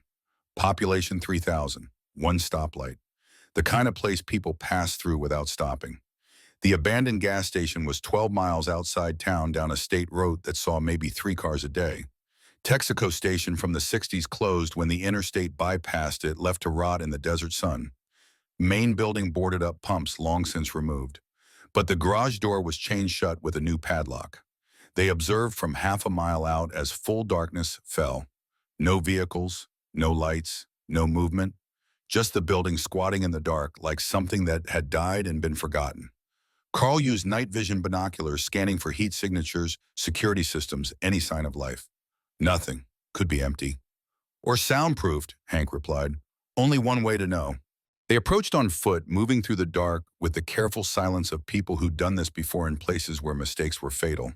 The chain on the garage door was new, the padlock heavy-duty. No key, no way through except force. Hank pulled his sidearm, aimed at the lock, looked at Carl. "Once I shoot, all hell breaks loose. You ready?" Carl nodded. The shot cracked across the empty desert. The lock shattered. The chain fell. They yanked the door open fast, weapons raised, ready for anything. Inside were cages, two of them, both occupied. Two boys, one maybe 11, one maybe 9. Brothers, you could see it in their faces in the way the older one was positioned in front of the younger, despite both being chained. When the door opened and light spilled in, the older boy screamed, "Don't hurt him! Take me, but don't hurt him!" Hank holstered his weapon, raised his hands. "We're not here to hurt you. We're here to get you out. What's your name?" The boy didn't answer, didn't believe, just kept himself between his brother and these new strangers who might be worse than the old ones. Carl keyed his radio. "Hartley, we have them. 2 boys alive, responsive. Get medical here now." While they waited for the locks to be bypassed, electronic this time, more sophisticated than the ranch, Hank knelt outside the older boy's cage, keeping distance, keeping his voice calm. "My name's Hank. This is Carl. We're going to get you out of here and back to your family. I promise." The younger boy started crying. "I want my mama." "Then let's get you to her." It took Carl 15 minutes to hotwire the electronic locks, 15 minutes of the boys watching with hollow eyes like they'd learned hope was just another kind of pain. When the locks finally clicked open, they didn't move. Traumatized into paralysis, believing it was a trick, another test, another cruelty. Hank entered the cage, slowly crouched down. "It's okay. You're safe now." The older boy, Miguel, they'd learn later, finally spoke. "There was another kid here. Yesterday, a man came and took her." Everything stopped. "What man?" Carl's voice was sharp. "Not the one who took us. Someone else." They talked about the buyer and delivery. "The man gave money. Lots of it." Hank and Carl exchanged looks. Patterson wasn't just a predator. He was a supplier. And there was a network. "Did you see where they went?" Miguel shook his head. "But I heard them say El Paso. Something about a delivery tonight." Tonight, now, a child being sold right now while they stood in this garage trying to process the information. Hartley arrived 40 minutes later, FBI vehicles right behind him. The boys were wrapped in blankets, drinking water, slowly eating granola bars in careful bites, like they couldn't quite trust the food was real. Medical was on the way. Their mother had been contacted and was driving through the night to get to them. Miguel was alert enough to give a statement. Description of the second man. 50s gray hair, expensive watch. Vehicle was a black SUV Cadillac or similar. The conversation he'd overheard about El Paso, about the buyer, about delivery schedules. Hartley's face was stone as he relayed this to FBI command. "We have confirmation of an active network. Patterson was acquisition. Someone else is sales. We need to find out who before they go to ground." The FBI agent in charge, Sandra Mitchell, 20 years in the Bureau. Hard eyes and harder voice pulled Hartley aside. The bikers could hear parts of the conversation, words like unprecedented and civilian interference and legal liability. Hartley's response was quiet but carried. "They've saved 3 lives in 18 hours. I don't care about procedure. Neither do I off the record, but on the record, they need to stand down. Now, this is an active federal investigation." Hartley returned to where Hank and Carl stood by their bikes. "You need to go. FBI's taking over. You've done more than anyone could ask. But if you stay, there will be complications." "The girl Miguel mentioned," Hank said. "The one taken yesterday. What happens to her?" "We'll find her." "When are you?" "I don't know." Carl studied the FBI vehicles, the agents coordinating the machinery of justice finally engaged. "They'll do it right, by the book, following procedures that take time. Time that girl might not have." "What are you suggesting?" Hartley kept his voice low. "I'm suggesting procedure has its place, but sometimes you need people willing to operate outside it." Mitchell was approaching, clearly intending to formalize their dismissal. Hartley made a decision. "Patterson gave us one name under interrogation, William Strand, lives in El Paso, accountant, clean record. According to Patterson, he's the broker, the middleman between acquisition and buyers." "You're telling us this why?" Hank asked. Because FBI won't move on Strand without probable cause beyond Patterson's testimony. A convicted predator's word isn't enough for a warrant. We need confirmation he's involved. Hartley's eyes were steady. We need someone to get eyes on Strand's property, confirm suspicious activity, then we can move legally. Carl understood what wasn't being said. You want us to do illegal surveillance so you can establish legal probable cause. I want you to finish what you started. One more time. Mitchell had reached them. Gentlemen, we appreciate your assistance, but this is now an FBI matter. We'll need formal statements from you, but after that, you are free to go. They gave their statements, described finding the boys Miguel's information about the second man, everything they'd seen and heard. By the time they finished, it was near midnight.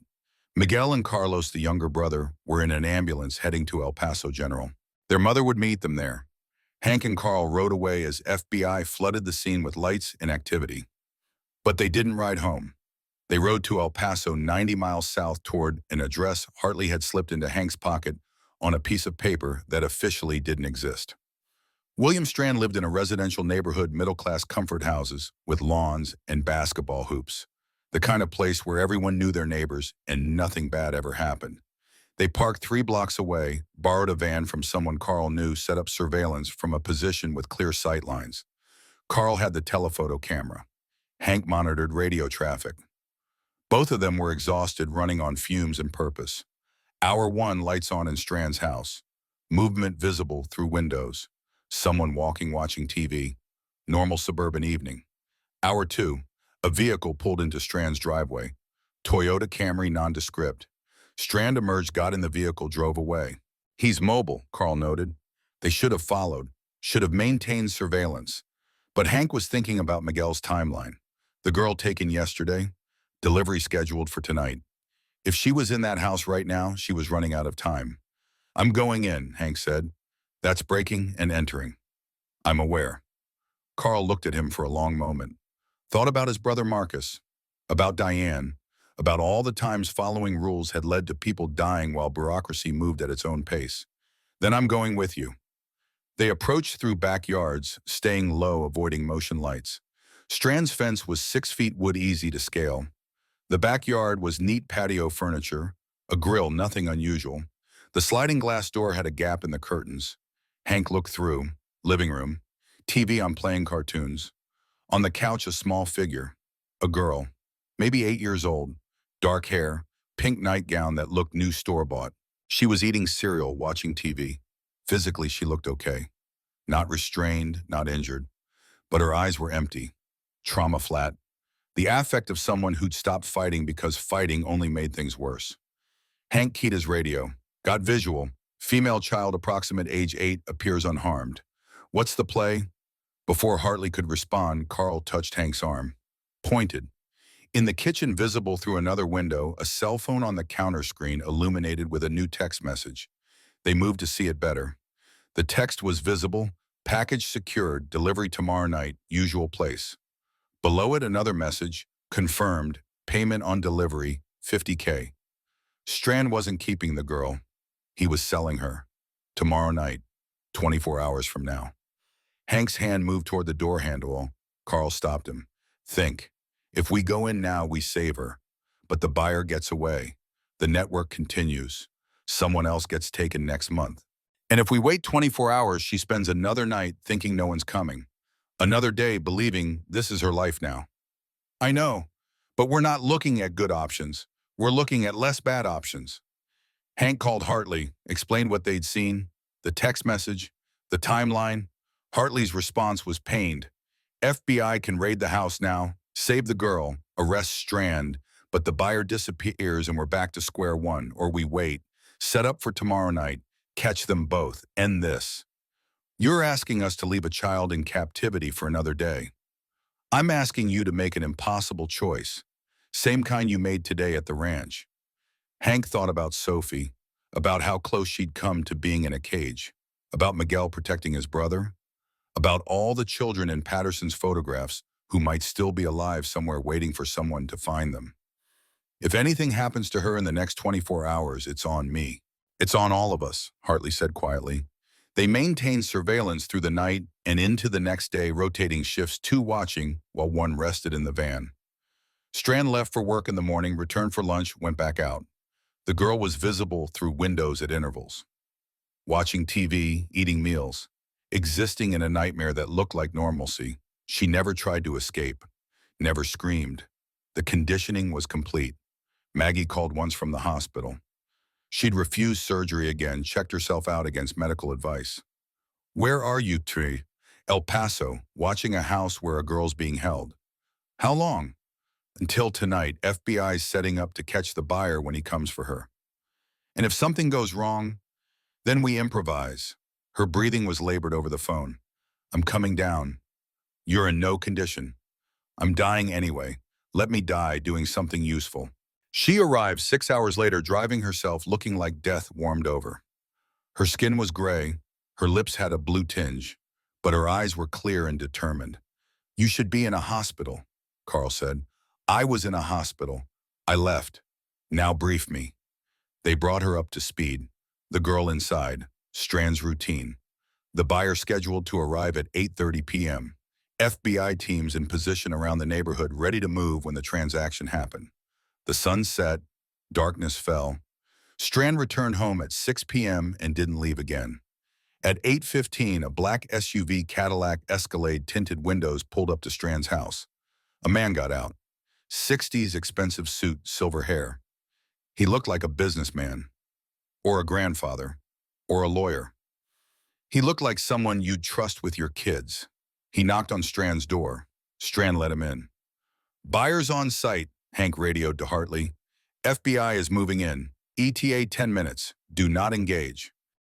Through the window, they watched the transaction. Strand and the buyer talking, money changing hands, a briefcase presumably full of cash.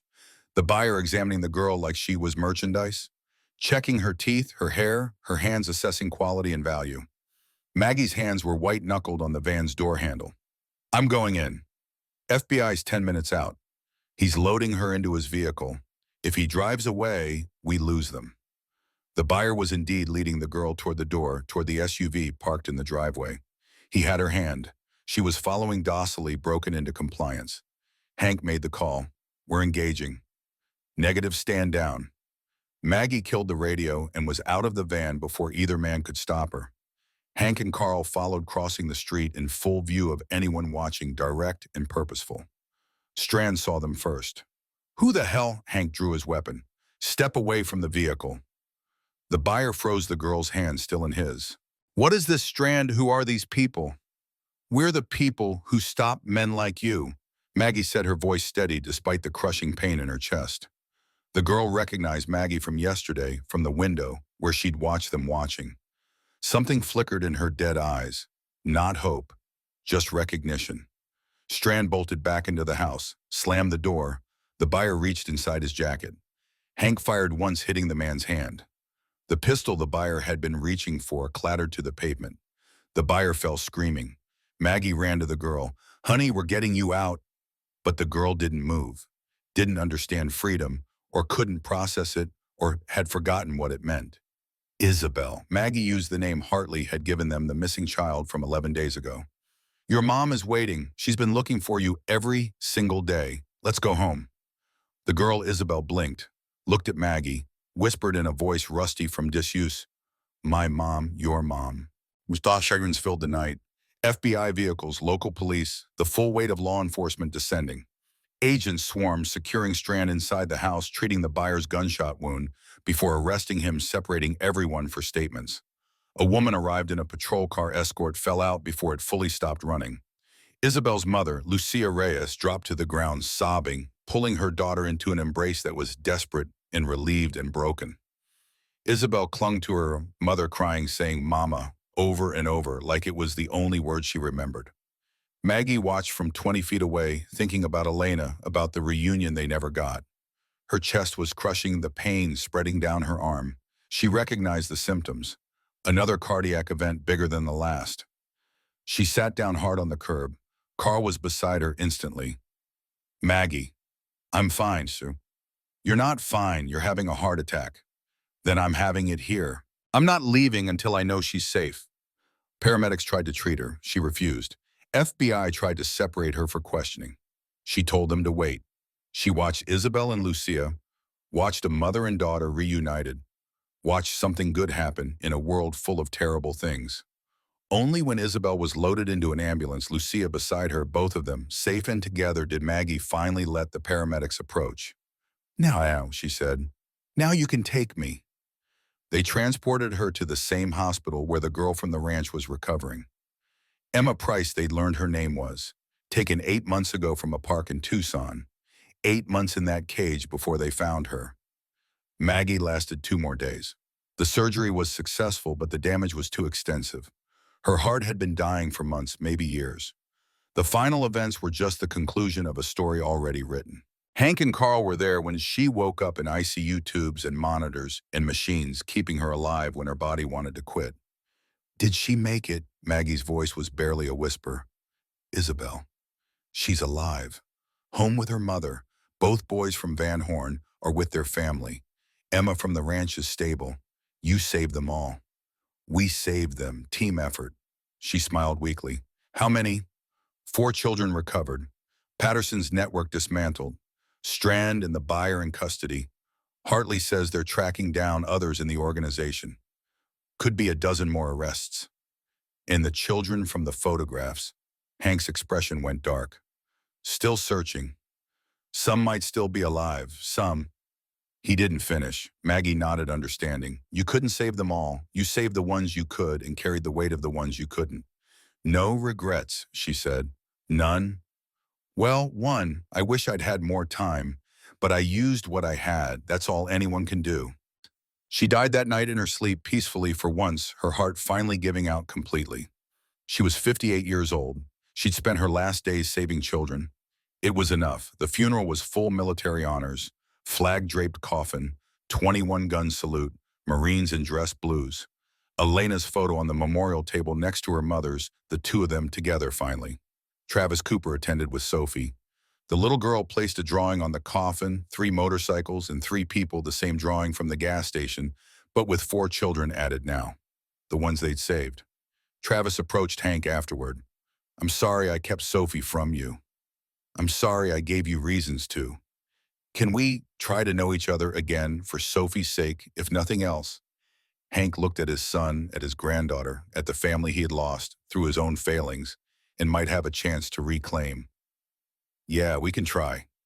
Carl stood alone by Maggie's grave after everyone else had left. Hank found him there an hour later. She died for this, Carl said. She died doing what mattered to her. There's a difference. Is there? Asked the 4 kids who went home. They stood in silence, 2 men who'd started as enemies and ended as something like brothers bound by shared purpose and shared loss. What now? Carl asked.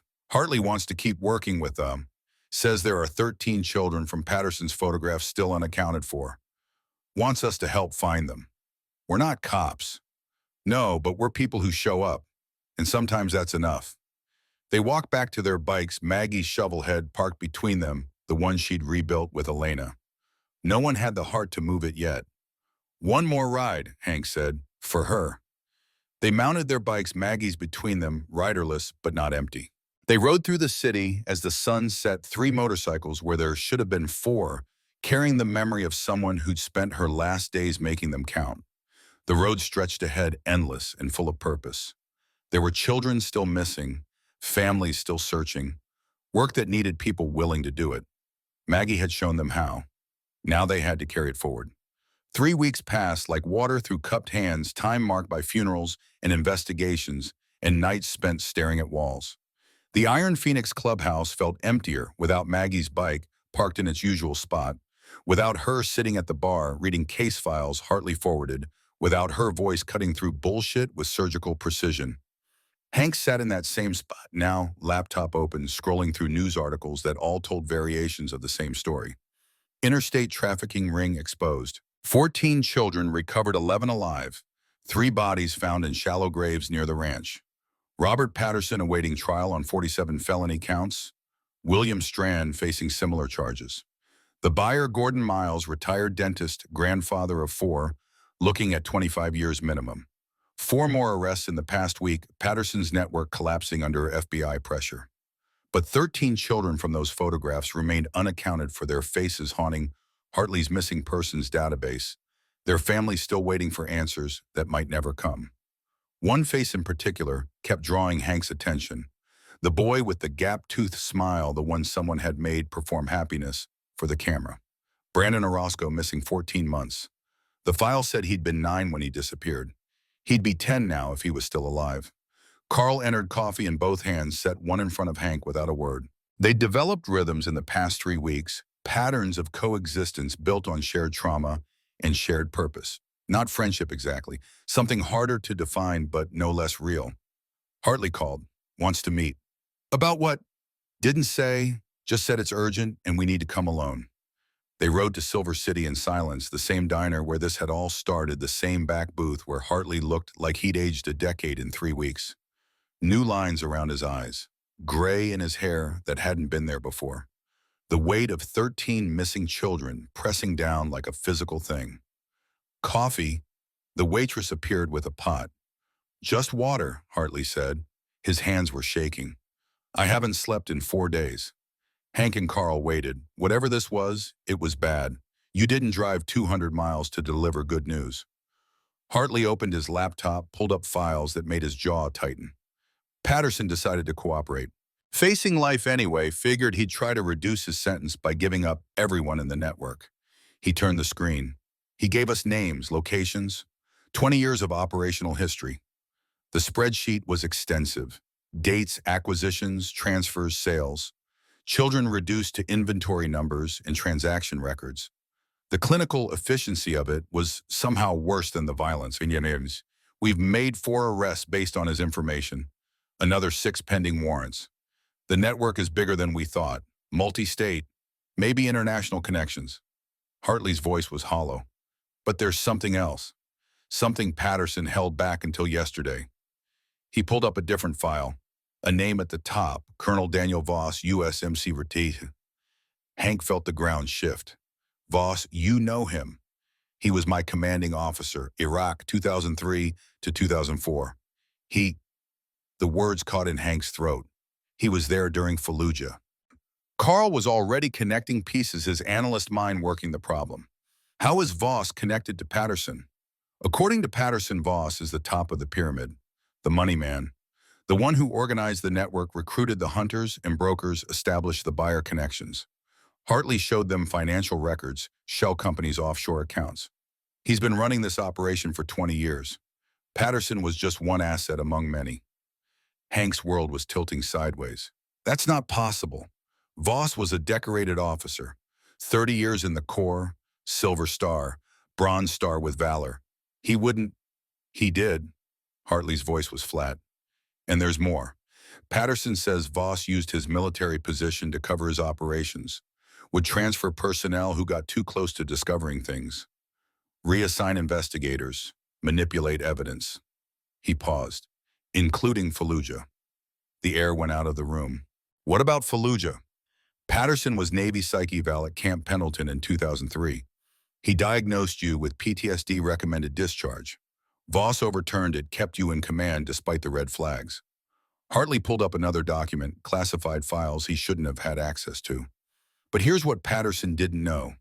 The coordinates you called in that day, they weren't wrong when you transmitted them. Hank's vision tunneled. What are you saying? I'm saying someone altered them between your transmission and the air support receiving them. Someone with access to command communications. Someone who needed a distraction while moving high-value trafficking operations out of Iraq. Carl's voice was ice. You're saying Voss sabotaged the airstrike, deliberately killed those Marines to cover his crimes. I'm saying the evidence suggests that, but evidence isn't proof, and Voss is too well connected to touch without ironclad proof. Hank stood abruptly, the booth too small, the air too thin. My men, 11 Marines, they died because Voss needed a distraction. Marcus died because of Voss, Carl said quietly. His brother, the weight they'd been carrying for 15 years, suddenly redistributed. FBI can't move on him without more evidence. Hartley continued. His lawyers are already circling. He's claiming Patterson is lying to reduce his sentence, that he's being targeted because of his military record. He closed the laptop. But if we could prove the connection between Voss and the trafficking network, prove he was using military resources for criminal enterprise prove he deliberately sabotaged Fallujah. You want us to get that proof? Hank said. I want you to help me get justice. For Marcus, for the 11 Marines, for the children, for all of it. Carl was studying the files, his mind already working. Where is Voss now? Santa Fe. Has a ranch outside the city. Respectable. Pillar of the community. The kind of man who gets honored at Veterans Day ceremonies. And what exactly are we supposed to do? We're not investigators. We're not equipped for. You're people who've gone places law enforcement can't go, done things we can't officially sanction, found children when the system failed. Hartley's eyes were burning. My son Matthew. Patterson's records show he was one of the first acquisitions 15 years ago, sold into the network. Voss's files might tell us where he went after that. If he's, his voice broke. If he's alive somewhere, I need to know. Even if the answer destroys me, I need to know. The weight of that settled over them like ash. What do you need from us? Hank asked. Get inside Voss's property, find documentation, communications, anything that ties him to the network. We need physical evidence, not just Patterson's testimony. That's breaking and entering. Evidence obtained illegally won't be admissible. It'll give us direction. Show us where to look officially. Sometimes you need to know where the bodies are buried before you can get a warrant to dig them up. They rode back to Flagstaff in silence, each man processing what they'd learned. Hank was thinking about Fallujah, about the coordinates he'd triple-checked before calling them in, about 11 men who'd trusted him and died because someone in the chain had rewritten their fate. Carl was thinking about Marcus, about 15 years of misplaced blame, about how the man he'd hated might have been just as much a victim as the brother he'd lost. Travis was waiting at the clubhouse when they returned, Sophie beside him. The girl looked healthier than she had 3 weeks ago, the terror fading from her eyes, though the memory would never fully leave. She ran to Hank when she saw him, threw her arms around his waist. Grandpa Hank! The name hit him like a physical blow. He'd never been called that before. Didn't know if he deserved it. But Sophie didn't care about deserving.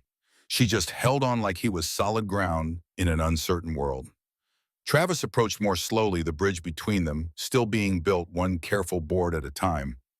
Sorry to show up unannounced. Sophie wanted to see you. She's been having nightmares about the gas station. Doctor says seeing you might help, seeing that you're okay and she's okay. I'm glad you came. Sophie pulled back, looked up at him with serious eyes. The man at the gas station, the one who tried to take me, is he in jail? Yeah, sweetheart, he's in jail. He can't hurt you anymore. What about the other kids, the ones he took before me? The question was too aware, too informed for a 7-year-old. But trauma-aged children in ways that couldn't be measured in years. We're still looking for some of them, but we found 4, got them home safe. Because of you and your friends. Because your mom called the police. Because you were brave and ran when you knew something was wrong. Because a lot of people did the right thing. Sophie considered this, then pulled something from her backpack. Another drawing, this one more elaborate. The gas station. 3 motorcycles. 3 people. But also 4 other children, each labeled with the name Emma, Miguel, Carlos, Isabel. And in the corner, drawn carefully, a woman with red hair and angel wings. That's Ms. Maggie. Travis said she died, but she's watching over the kids now. Hank's throat closed. He took the drawing with hands that weren't quite steady. She'd like that, knowing you drew her with wings. After Travis and Sophie left, promising to visit again soon, Hank sat alone with the drawing spread on the bar. Carl found him there an hour later. We're really doing this, going after Voss. You want to walk away? I want to know what I'm walking into. Voss isn't some predator operating alone. He's got resources, connections, probably security. If we go after him and fail, best case, we end up in prison. Worst case, we end up dead. Then we don't fail. Maggie died doing this work. You ready to die too? Hank looked at Sophie's drawing, at the angel with red hair watching over children. Maggie died making her last days count. If I die getting justice for Marcus and those 11 Marines and all those missing kids, that's better than dying in my sleep 30 years from now, having never done anything that mattered. Carl sat beside him, silent for a long moment. Marcus would have liked you saying that. He believed in the mission, believed what we were doing mattered. He paused. I need to tell you something. Something I should have told you years ago. What? The day Marcus died, he sent me an email. I didn't get it until 3 days later because I was in the field. He wrote it the morning of the operation before you called in the airstrike. Carl pulled out his phone, opened an old email, read, Carl, if something happens to me today, I want you to know Sergeant Cooper is the best officer I've ever served under. He cares about his men. He checks and double checks everything. If I die under his command, it's because God wanted me home, not because he failed me. Don't blame him. Honor. Don't blame him. Honor the mission. Marcus. The words hit harder than any physical blow. You've had that email for 15 years and never told me.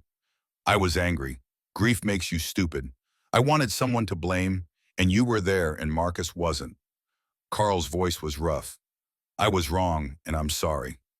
They sat with that for a while, the weight of 15 years of misplaced anger finally lifting. We find Voss, Hank said.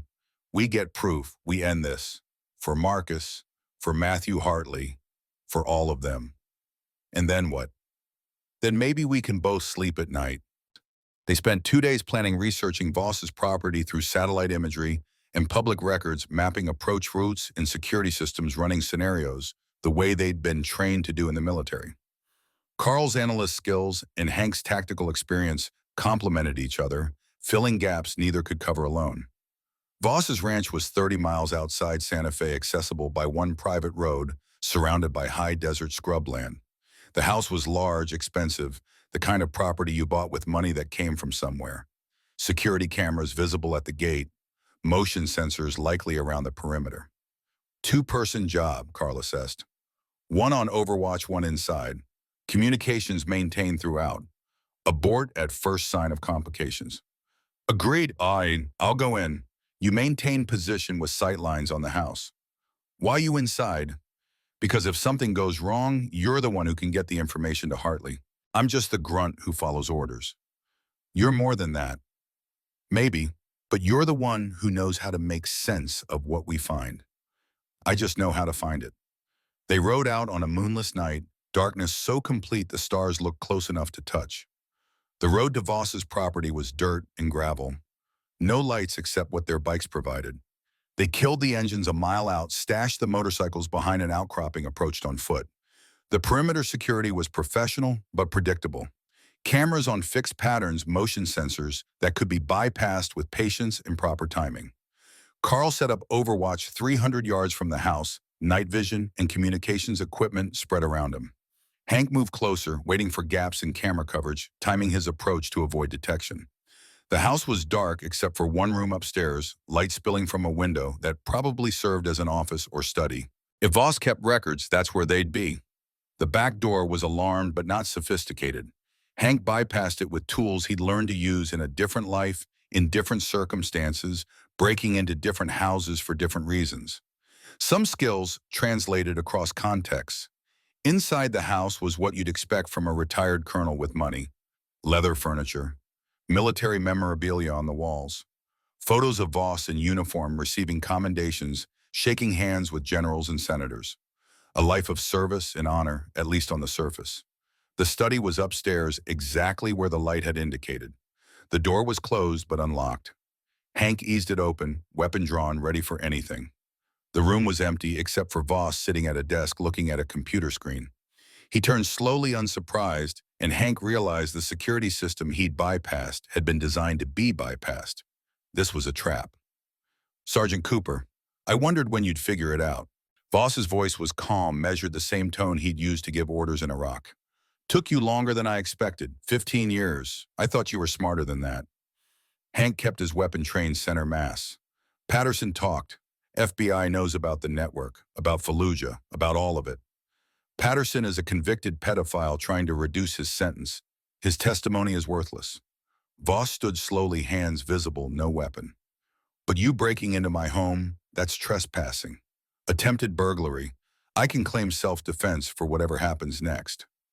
Why, the question came out raw. Why kill your own men? Why betray everything the Corps stands for? The Corps, Voss laughed, the sound bitter. The Corps used me for 30 years. Sent me to wars that enriched defense contractors while Marines died for nothing. Decorated me for loyalty while paying me a salary that couldn't support a family. He gestured at the house around them. This is what I earned. What I took because no one was going to give it to me. You killed 11 Marines. I removed obstacles. They were asking questions about supply routes, about shipments that didn't match manifests. They were going to expose operations that had taken years to build. So yes, I fed you bad coordinates. Yes, I made sure the airstrike hit your position instead of the enemy's. Yes, I let you take the blame. He smiled. And it worked perfectly. You fell apart just like I knew you would. Guilt-ridden, traumatized, easy to manipulate. You never questioned the coordinates because you were too busy questioning yourself. Hank's finger tightened on the trigger. One shot. That's all it would take. End this monster who had hidden behind a uniform and a flag. Go ahead, Voss said, reading his intention. Shoot me. Become the unstable veteran everyone already thinks you are. Prove I was right to keep you in command, knowing you'd break. Carl's voice crackled in Hank's ear, urgent. Vehicle approaching. 2 minutes out. Voss heard it too, the distant sound of an engine. His smile widened. That'll be my security team. I activated the silent alarm when you came through the door. They're former contractors, well-armed, and they have orders to eliminate intruders. Hank had 2 minutes to get out or end up in a firefight he couldn't win. 2 minutes to make a decision, take the shot and face the consequences, or abort and live to fight another way. He thought about Sophie's drawing, about Maggie dying to save children, about doing things that mattered even when they cost everything. Carl, I need you to record this. Everything Voss just said. Get it to Hartley. Already did. Your comms are being recorded. Every word is documented. Voss's smile faded. Illegally recorded. Inadmissible in court. Don't need a court, Hank replied. Just need to know where the bodies are buried. He lowered his weapon back toward the door, keeping Voss in sight. This isn't over. It is for you. My security team will find you before you reach your vehicle. And when they do, you'll disappear, just like Matthew Hartley, just like all the others. Hank ran, down the stairs, through the house, out the back door, into darkness. Headlights were visible on the approach road, moving fast. Carl's voice in his ear. North side along the arroyo. I'll provide covering fire if needed. He ran through scrubland thorns, tearing at his clothes, his lungs burning. Behind him, doors slamming, voices, shouting, flashlight beams cutting through the dark. Ahead, the outcropping where they'd stashed the bikes where Carl was waiting. Gunfire erupted, muzzle flashes in the darkness. Carl's rifle answering, not to kill, but to suppress, to buy seconds. Hank reached the bikes, Carl already mounted, engine roaring to life. They rode without lights, navigating by moonlight, in memory putting miles between themselves and Voss's security team. Only when they hit pavement did they slow down, breathing hard, adrenaline crashing. You get all that? Hank asked. Every word. Confession to Fallujah, admission of the network, everything. Carl was grim. But he's right, it's not admissible. We obtained it through illegal entry. Can Hartley use it? To know where to look, officially. To know what questions to ask. To build a legitimate case. Carl paused. But it'll take time.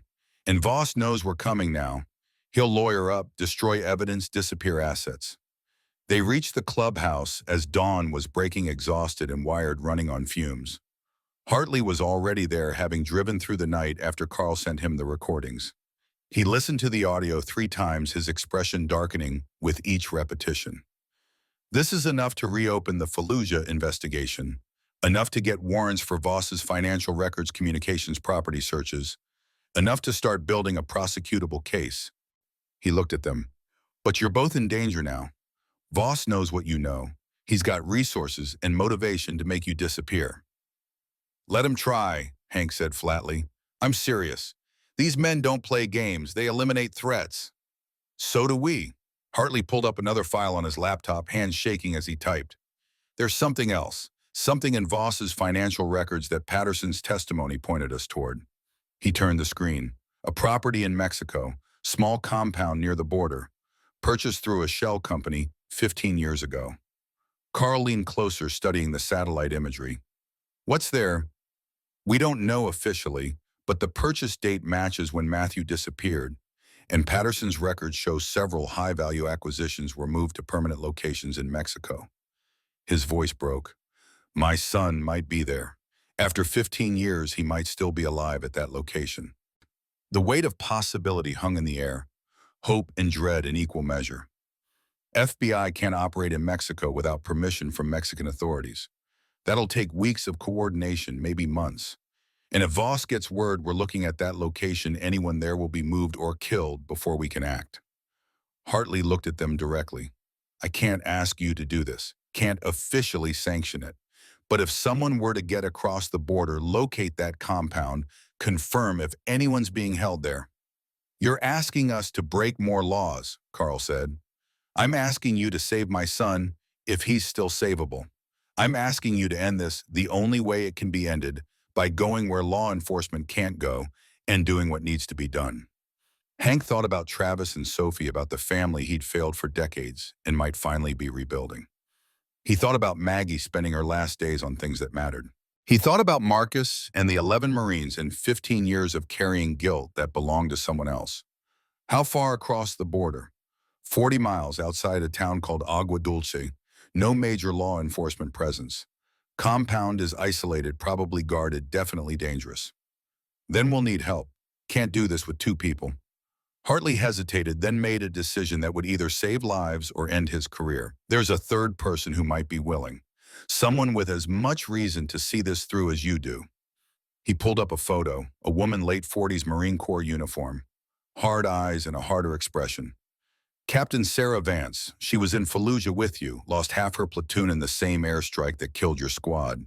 She's been investigating the incident privately for years, convinced something was wrong with the official story.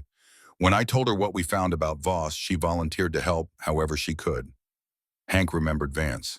Tough, competent, the kind of officer who led from the front. If she was willing to help, they could actually pull this off.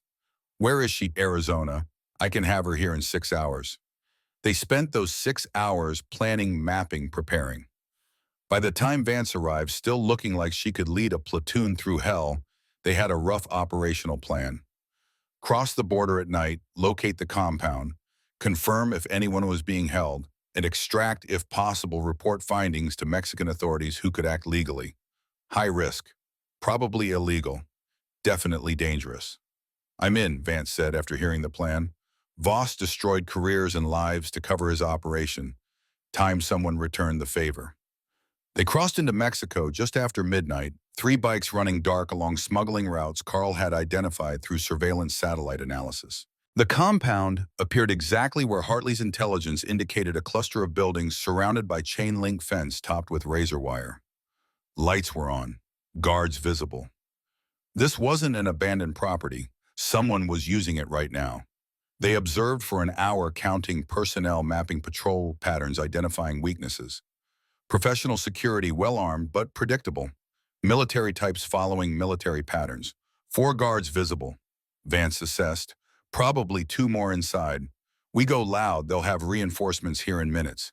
We go quiet, we might get in and out without engagement. What are the odds of quiet? Hank asked. About 30%. Then we plan for loud and hope for quiet. They moved in at 0200 hours, when human attention was at its lowest. Vance took point, moving like she'd never left the Corps, every step calculated. Hank and Carl flanked, providing coverage and security. The perimeter fence had a blind spot on the north side, camera coverage that didn't quite overlap. They were through in 90 seconds inside the compound, committed now with no easy exit. The main building was concrete block, reinforced, the kind of structure built to withstand assault. Barred windows, steel door, a prison pretending to be a residence. Carl worked the lock while Vance and Hank provided security. The mechanism was sophisticated, but not impossible. 3 minutes of careful manipulation and it clicked open. Inside was darkness and the smell of human occupancy. Unwashed bodies, fear, despair. Hank swept with night vision, seeing what his eyes couldn't in the dark. Beds along the walls, figures in them. Young, mostly late teens or early 20s. Too old to be the children from Patterson's photos, but the right age if those children had been here for years. One figure sat up as they entered, male, early 20s, thin, but not emaciated. He didn't make a sound, just stared at them, with eyes that expected nothing good. Vance approached slowly, hands visible, voice low. We're here to help. Are you Matthew Hartley? The young man blinked, processing the name like it was from a different lifetime. I used to be. a long time ago. The weight of that statement hit like a freight train. Used to be. 15 years in this place had erased who he'd been and replaced it with something else. Your father sent us, Detective James Hartley. He's been looking for you since you disappeared. Matthew's face crumpled, 15 years of imprisoned emotion breaking through whatever conditioning had kept him functional. My dad, he's still looking. He never stopped. There were 6 others in the room, all former children from Patterson's network, all sold into this compound years ago, all surviving because they'd learned to be useful to their captors. The horror of it was beyond words. Can you walk? Hank asked. I think so. We're not locked in at night. They don't think we'll run. Nowhere to run to out here. That changes now. All of you get up, get ready to move. We're leaving. But as they were organizing, lights flooded the compound. Alarms screaming. The guards had discovered them probably through motion sensors they'd missed, and now the quiet operation was turning loud. Gunfire erupted outside. Vance returned fire through the doorway, controlled bursts, suppressing rather than killing. We need another exit. Carl found it back door barred from outside, but breakable. Hank put 3 rounds through the lock, kicked it open. Move everyone out. They ran into desert darkness. 7 prisoners who'd forgotten what freedom felt like, 3 rescuers trying to get them to safety before security response overwhelmed them. The motorcycles were half a mile away, too far to reach with this many people. Carl was already on the sat phone calling Hartley. We need extraction. 7 bodies armed, pursuit current position. He rattled off GPS coordinates. How fast can you get Mexican authorities here? Already coordinated. Federales are 20 minutes out. Can you hold? We'll have to. They found defensive positions in an arroyo rocks providing cover sightlines clear. The security team was coming, flashlights and voices searching the darkness methodically. We don't want to kill them if we don't have to, Vance said. These might just be hired security, not part of the trafficking. Agreed. Warning shots unless they force our hand. The gunfight that followed was brief and chaotic. Security team advancing, the Americans holding position. Matthew and the others huddled behind rocks, hoping they wouldn't die, this close to freedom. 3 minutes that felt like 3 hours until sirens filled the night and Mexican federal police vehicles poured onto the scene. The security team scattered, abandoning their posts, disappearing into darkness. The federales secured the compound, found more prisoners in other buildings. 17 total, ranging from late teens to mid-20s, all victims of a trafficking network that had operated in plain sight for 2 decades. Matthew Hartley sat in the dirt, wrapped in a blanket provided by paramedics, staring at nothing. Hank sat beside him, saying nothing, just being present. I don't remember what normal feels like, Matthew said finally. I've been here since I was 17. I'm 32 now, half my life. How do you come back from that? I don't know, but your father's still waiting. That's a start. What if I'm too broken? What if there's nothing left of who I was? Then you figure out who you are now, and you let people who love you help with that. The reunion happened 3 days later after medical evaluations and debriefings and diplomatic coordination between U.S. and Mexican authorities. Hartley flew to El Paso, where Matthew was being treated, walked into the hospital room and saw his son for the first time in 15 years. They didn't speak at first, just looked at each other, trying to reconcile memory with reality. Then Hartley crossed the room and pulled Matthew into an embrace that was desperate and careful and full of 15 years of grief and hope. I'm sorry, Hartley kept saying. I'm so sorry I couldn't find you sooner. You found me now, that's what matters. Hank watched from the doorway with Carl and Vance, 3 people who'd helped write this ending, but didn't need to be part of it. This was a family moment, private and sacred. They left quietly, walked to their bikes in the parking lot. The work wasn't done. Voss was still free, lawyered up, and fighting the charges FBI was building. But 17 people were home alive, freed from a nightmare that should never have existed. Maggie would have liked seeing this, Carl said. Yeah, she would have. They rode back to Arizona as the sun set, 3 motorcycles on an empty highway, carrying the weight of victory and loss in equal measure. The road stretched ahead, endless as always, full of possibility and pain. 6 months later, at a federal courthouse in New Mexico, Daniel Voss was convicted on 37 counts of human trafficking, conspiracy, obstruction of justice, and murder. The evidence compiled from Patterson's testimony, financial records, survivor statements, in the Mexican compound raid had built a case even his expensive lawyers couldn't defeat. Sentencing was 20 consecutive life terms without possibility of parole. The families of the 11 Marines killed at Fallujah attended the sentencing. So did Matthew Hartley and the 17 others freed from the compound. So did Emma Miguel Isabel. The children recovered in those desperate days when Maggie was still alive. Sophie was there too, sitting between Travis and Hank holding her grandfather's hand. She'd drawn another picture for the occasion, the motorcycles and the people and the children, but this time everyone was smiling, even the angel with red hair. After sentencing, Carl approached the gallery where survivors sat. He found Matthew, first extended his hand. "I'm Carl Holloway. My brother Marcus died in Fallujah. Just wanted to say, I'm glad you made it home." Matthew shook his hand, understanding without explanation the connection between past and present, between his freedom and another family's loss. "Your brother's death helped expose Voss. That means something." "It does now." Outside the courthouse, Hank stood alone, looking at the building that had just delivered something resembling justice. Travis and Sophie approached Sophie carrying yet another drawing. "What's this one?" Hank asked. "It's you and Dad and me, a family." She looked up at him with serious eyes. "Grandpa, are you okay?" "Yeah, sweetheart, I'm okay." "You look sad." Sometimes okay and sad are the same thing. Sophie considered this with the wisdom children sometimes possess. "Ms. Maggie taught me that doing hard things is how you know you're brave. Were you brave today?" "I don't know, I just showed up when it mattered."